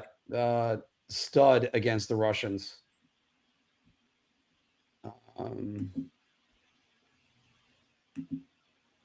right. All right. I'm back. All right. Anthony, we got let me get back to this. And we got obscurities right there. Also trying to get players that played for like well more than 4 teams and not just a 4-team minimum. Well, that's why I said it's okay to do. That's why I tried to tell you guys last week. If we do a 12-point system I have 13 points available with my guys today. Or actually, it might be 14. I got to double check it. But if you go to a 12-point system, that's usually where you get all that. So you can go with like a 3, but then you get like a 5 or a 6. So, Anthony, here we go. I'm going to wait and say the name. You're going to show much better on this one. Ready? Yep. Derek Armstrong. Islanders. 1. Kings. 2. Rangers. 3. Senators. 4. Flyers. No. Blues. Ding, ding, ding. 16 seconds. A perfect round for you. Nice. So there is. Hold on.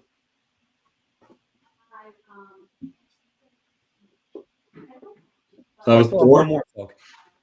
What? I still got one more for him. Yeah. How many points was that? 4? You got 5. And then I had 1 last round, so 6. Yeah, so you're 6. All right. Okay.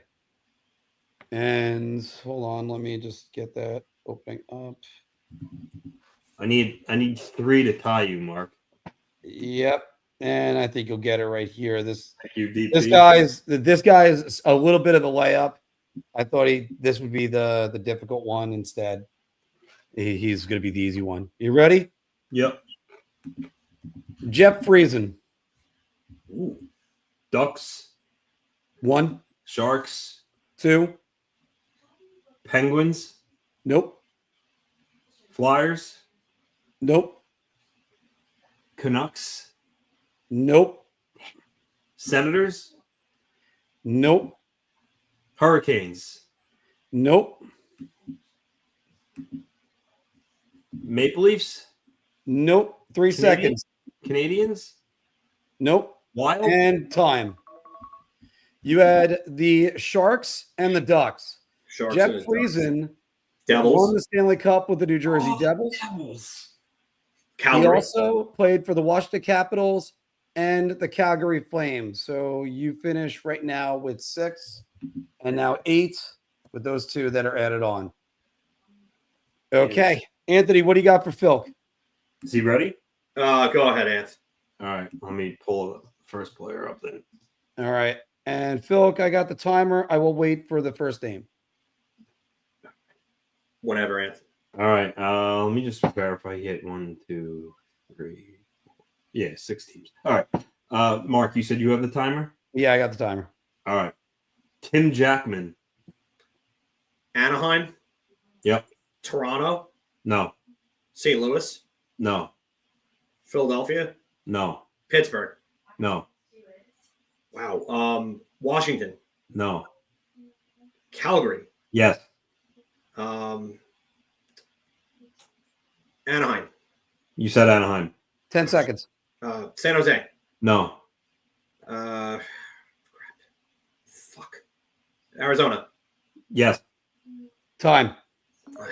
So you missed the Islanders and Blue Jackets. All right. That's 3 for him so far, right? Yeah. That was Barrett's brother, right? I actually don't know if there's relation. Oh, I think Richard Jackman, I think, was related to Barrett. I think he might be right. Yeah. All right. Go ahead, Ant. I think he's going to do much better on this. Now, by the way, Phil got 3. You're thinking of Barrett, DP. That's Barrett Jackman. Now, Phil got 3 on that, right? Yes. Okay. Yeah. He got the flame. He got the Flames and the Ducks. Oh, just no, 2. and I got Calgary too. Oh, sorry, he did. Yes. Yeah. Well, the Flames Yeah, and the Ducks Flames is and Ducks, Calgary. that's 2. Yeah. Yeah. So it's 3. All right. So you got 2 so far. All right. 3. And ready. Hold on. Sorry. All right. So restart it, Mark. I got I it. didn't even tell him the player yet, actually. All right. So No, I wait for the name to be called. Keith Acton. Islanders. Yes. Capitals. Yes. Colorado or Quebec. No. Toronto. No. Philadelphia. Yes. LA. No. How many more teams? 3. 10. Washington. Oh no, I said Washington. Yeah, you said Washington. Anaheim. No. Boston. No. Oilers. Yes. Justin at the buzzer. All right. So you missed the Minnesota North Stars and the Montreal Canadiens. Damn it. Did you get 3 or 4 on that? So you got 4, right? Yeah, Islanders, Capitals, Flyers, Oilers. Yeah. 4. Filk is at 6 right now. No, I'm at 7. I bet. You had I had 3 in the first one, and I had 4 in that one. You got 3 in the first one? I thought you said Yes, I said that. Okay. All right. We said that like several times. All right. I thought you said you got Calgary and the Flames. That's what threw me off. No, I said All right. Phil, clear your mind. You got to beat me. All right. You ready? Sorry. Hold on. Now I'm ready. Okay. Mark Bergevin. St. Louis. Yes. Detroit. Yes. Montreal. No. Quebec. No. Philadelphia. No. Anaheim. No. Washington. No. Tampa Bay. Yes. St. Louis. Oh, I said Yes. that, right? Yeah, you said St. Louis. Yeah. 6 seconds. How many more teams? 1, 2, 3, 4. Time. Damn it. All right. So how many did Phil get right there? 3. Yeah. 3 would put you at 10, and you got- win the day. He got Red Wings, Blues, Lightning. He missed the. Did he miss the Islanders? Did he get the Islanders? No, he missed the Islanders, Penguins, Canucks, and Whalers. Wow. Okay. I got to tell you, it's a bit of a shock. I could have sworn Bergevin played in Montreal, but he was the GM. The winner. I was even looking at it when he said Montreal. I looked over like it was wrong. It was one of those. I guess because you associate with him as the GM, you think like. But yeah, no, he did not play for Montreal. Okay. All right. So I got 3 for Anthony. I have 2 for Mark. I'm still working on a third one for Mark, but I got 3 for Anthony. Okay. All right. Tell me when you're ready. I'm ready. Okay, just hold make on. sure Mark's ready with the. I got you. Let's go. So this guy's got 4 teams. Okay. Alexander Godniuk. Did you start the? I started, yeah. All right. All right, restart it. Not that it matters, but go ahead. All right. Lightning. No. Canadians. No. Ducks. No. Bruins. No. Sabres. No. Capital. No. Flames. No. Oh, Jets. yes. Flames or Jets. No. Stars. No. Nordiques. No. 5.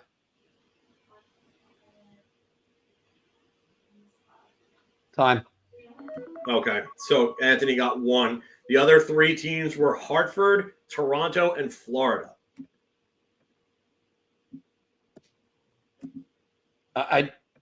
I was marveling at that going, I don't even know who that is. Yeah, I didn't know who that was either. So I was just All guessing. right. Yeah, that was a super. Anthony, I started as soon as the name is said. Okay. Okay. That's a brutal level of Yeah. random. Yeah, jeez. Yeah. I mean, Oh man, that's like going on. I can go really there. You should have seen the first one I got Anthony with, Brian. Gregory's Pantaleevs was Phil, the very that was first like one the I damn gave level Anthony, in and he was like what the MNT fuck? game. But there were 2 teams, so yeah. All right, so Anthony, we're gonna run it as soon as I say the name, right? Yeah, he's got to say that. You got to say the name. Okay, Scott Pellerin. Blues. Yes. Devils. Yes. Lightning. No. Flyers. No. Penguins. No. Wild. Yes. Blackhawks. No. Maple Leafs. No. No, I didn't play for the Whalers. No. Time. I heard he got 3, right? Yeah, so we got St. Louis, New Jersey, and Minnesota. All right, so hold on. Does it count if you name the team when they go to a different place? Yeah, we'll say that accounts then. We're gonna do that from now on. That's gonna be a thing. Yes, like that's if they played for one team and then they Like relocated. if they played for Quebec and you say Colorado, I think that should count. You guys want to agree on that? Yeah. I mean, okay. Then Anthony gets 4 then because he All right. played for Carolina. So he said he's all right. So Anthony got 4 on that one.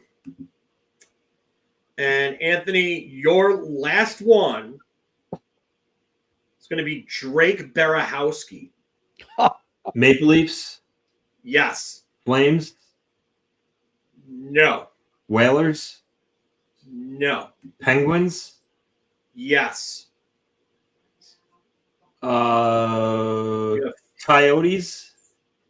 You said Coyotes? Yeah. Yes. 10. Three more teams.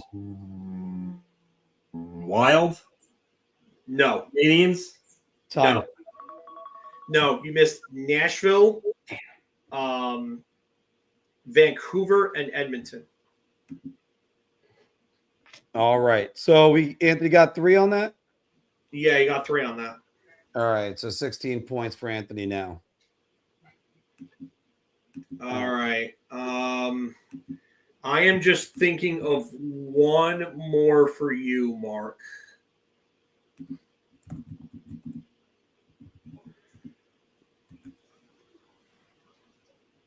Do I have to come up with 3 for you, Phil?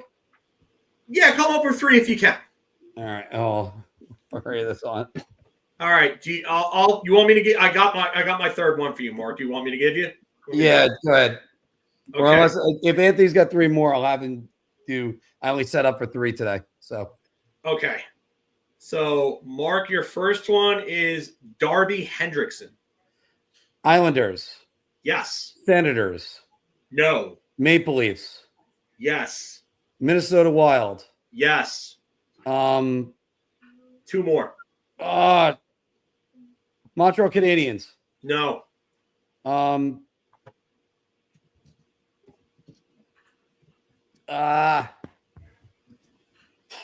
Boston Bruins. No. And time, by the way. Okay. So you got 3. The other 2 teams you were missing were Vancouver and Colorado. All right. All right. So let me reset the timer.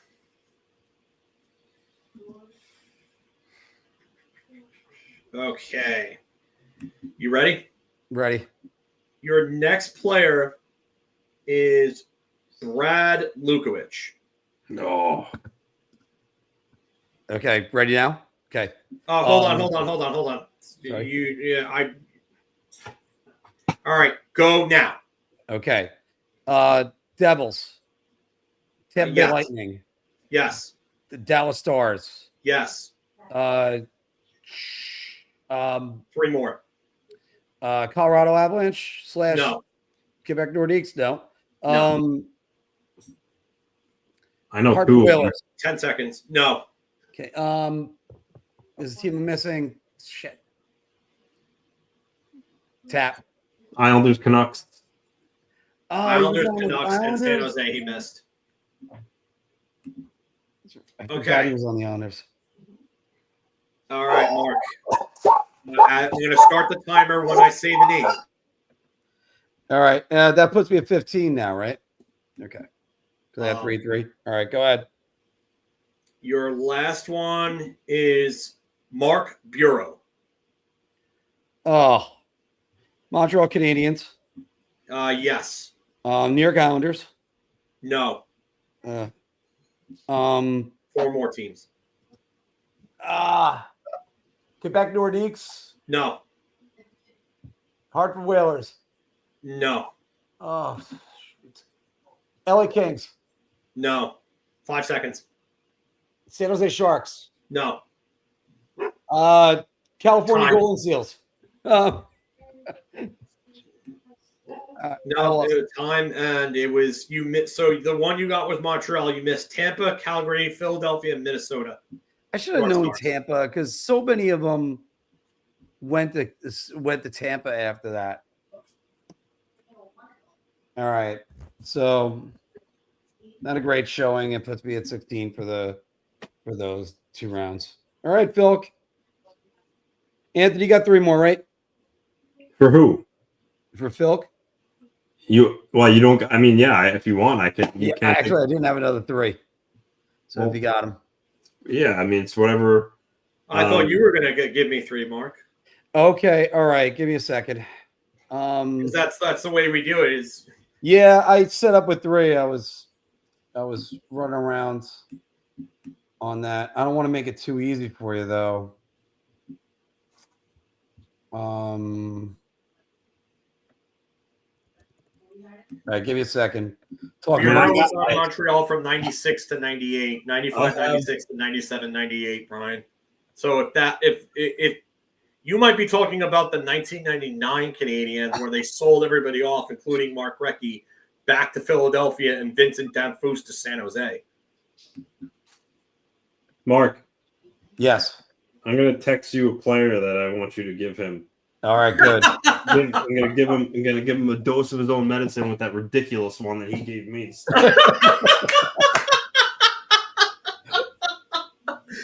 Anthony is big mad now. Love it. Yeah, Anthony is big mad about that one. Did you get it, Mark? Man. I got it. Okay. I just need one more guy, and then I got it. Oh man! And let him. You can also let him guess which one of these players is mine. See if you can figure it out. I'll probably be able to figure it out. Yeah, I just want to look up one more guy, guys. How many teams has he played on, Ed? 5. Okay, fair.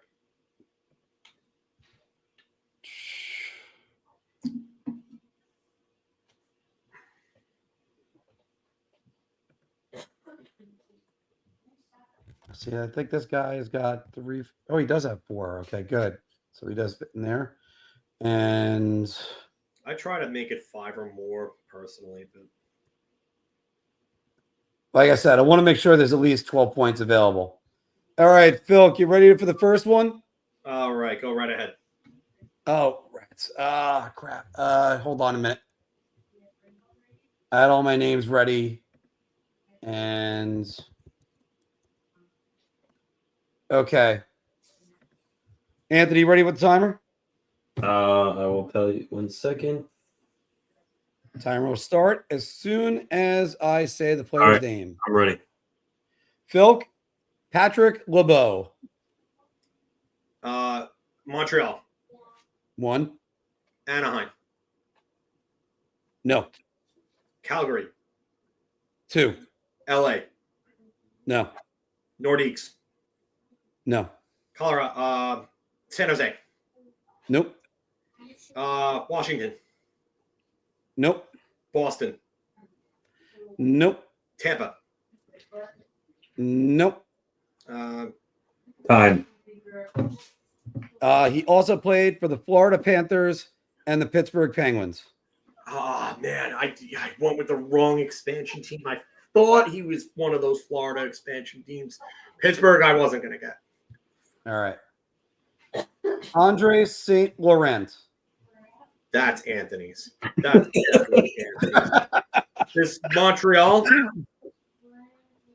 Sorry, what? Montreal. No. Tampa.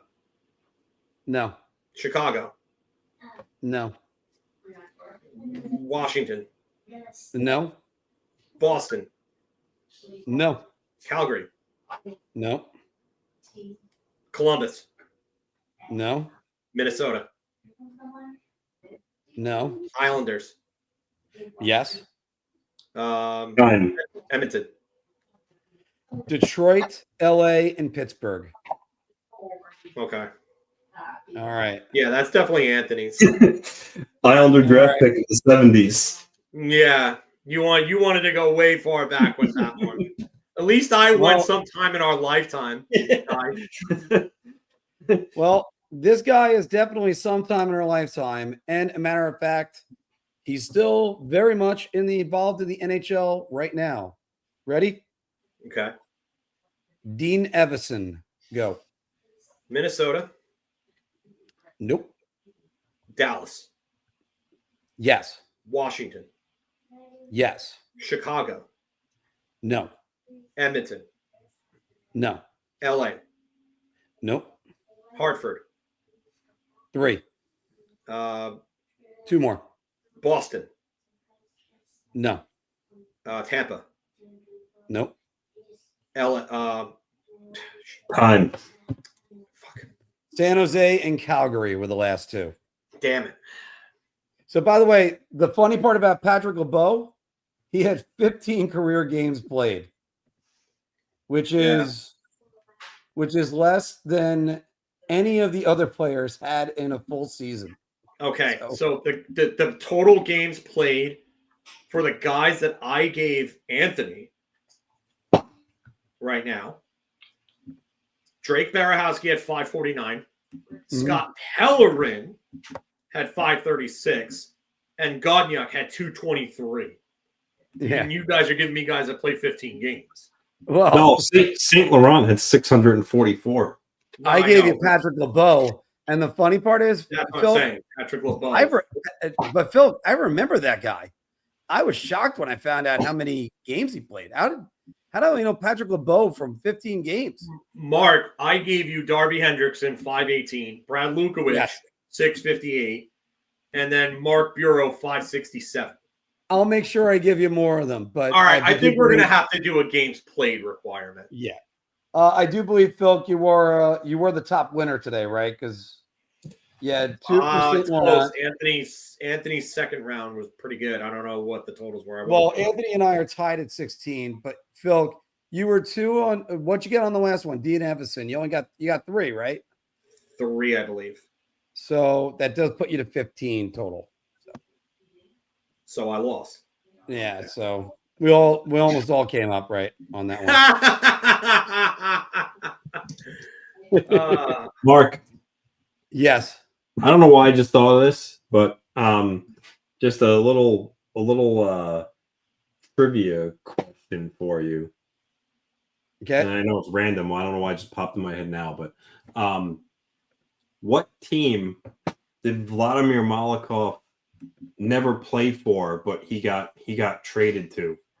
I know this. At the end of his career. I know this. He got traded to them, but he never played a game for. I won't say the team, but he got dealt to this team, and New Jersey gave up a first round pick to move into this team. Yep. Why am I thinking Chicago? No.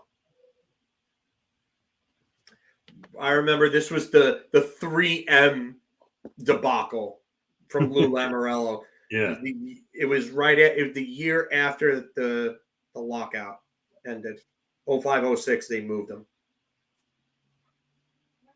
Good guess, David, but no. No. I'm blanking on it. Who? Where?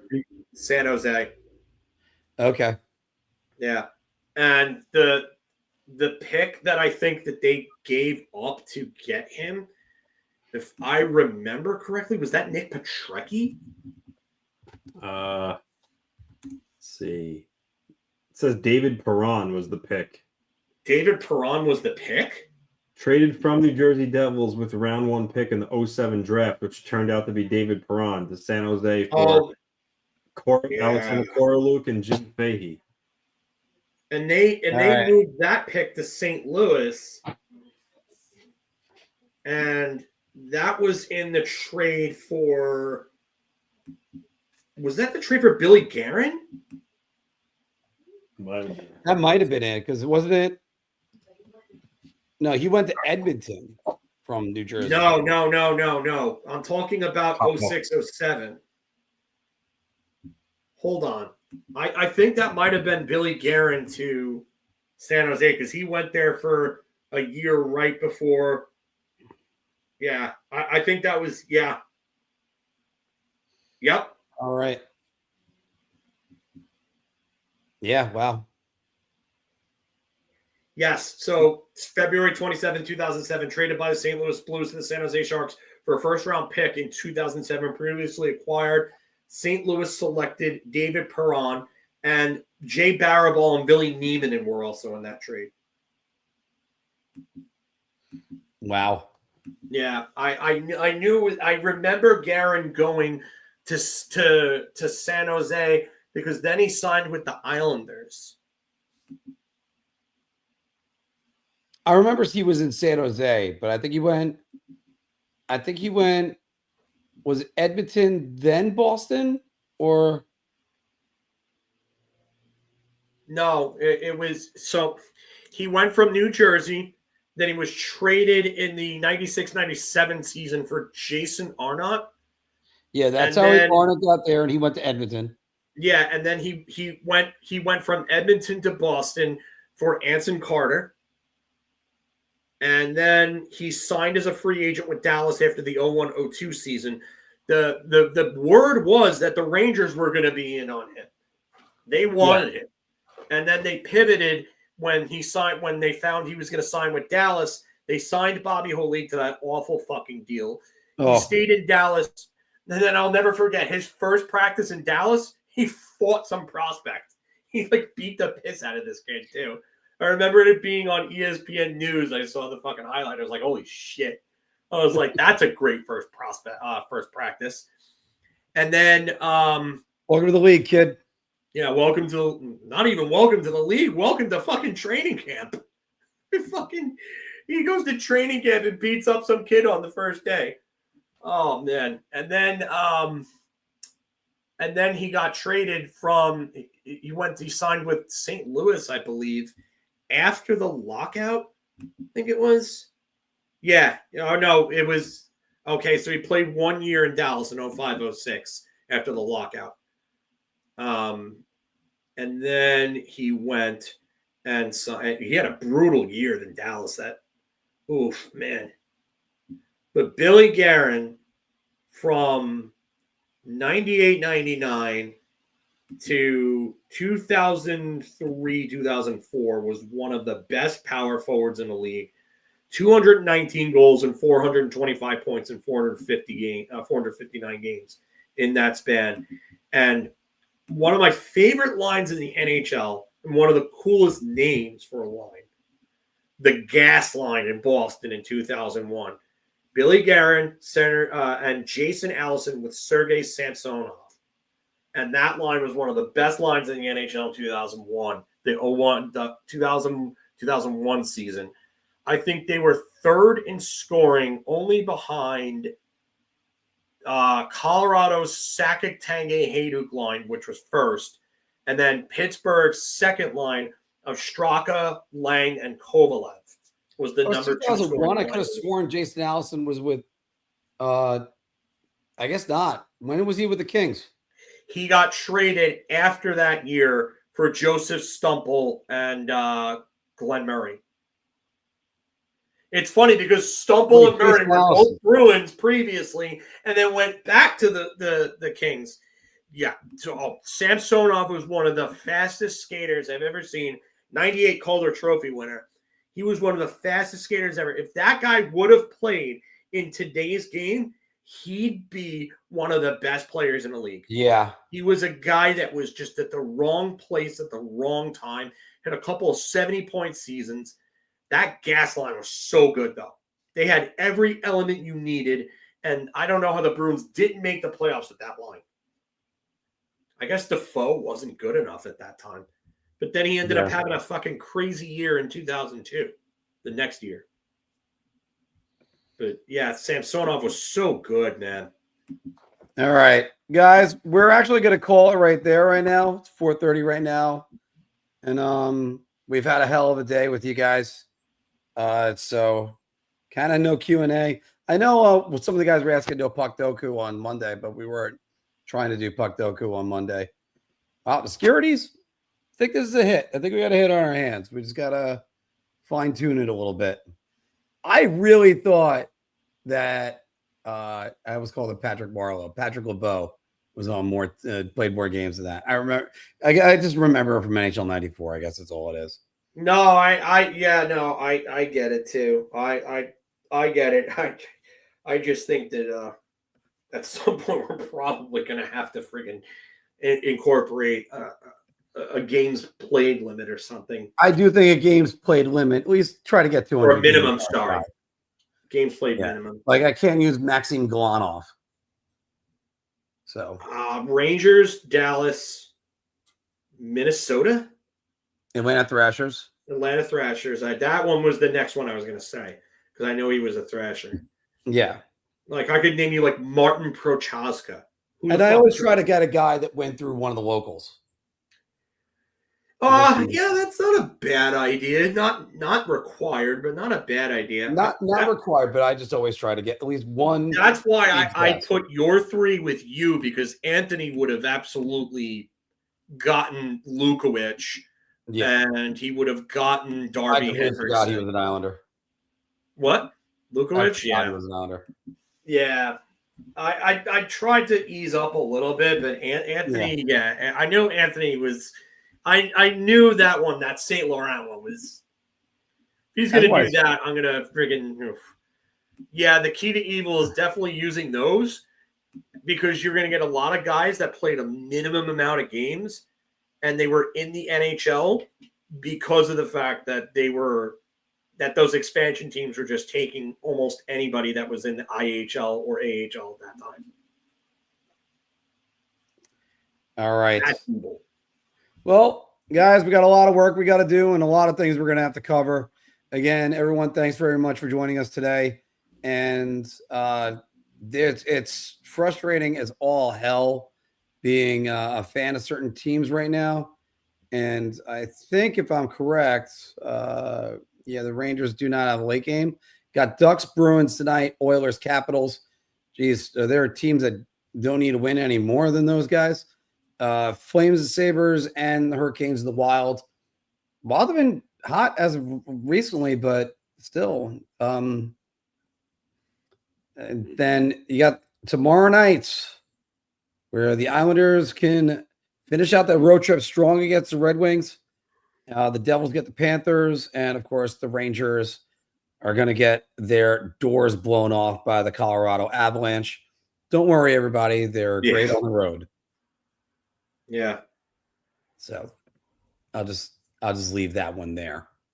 All right. Everybody, take it easy. We are out of here right now. Actually, I want to just make sure that our outro is set, and it is. And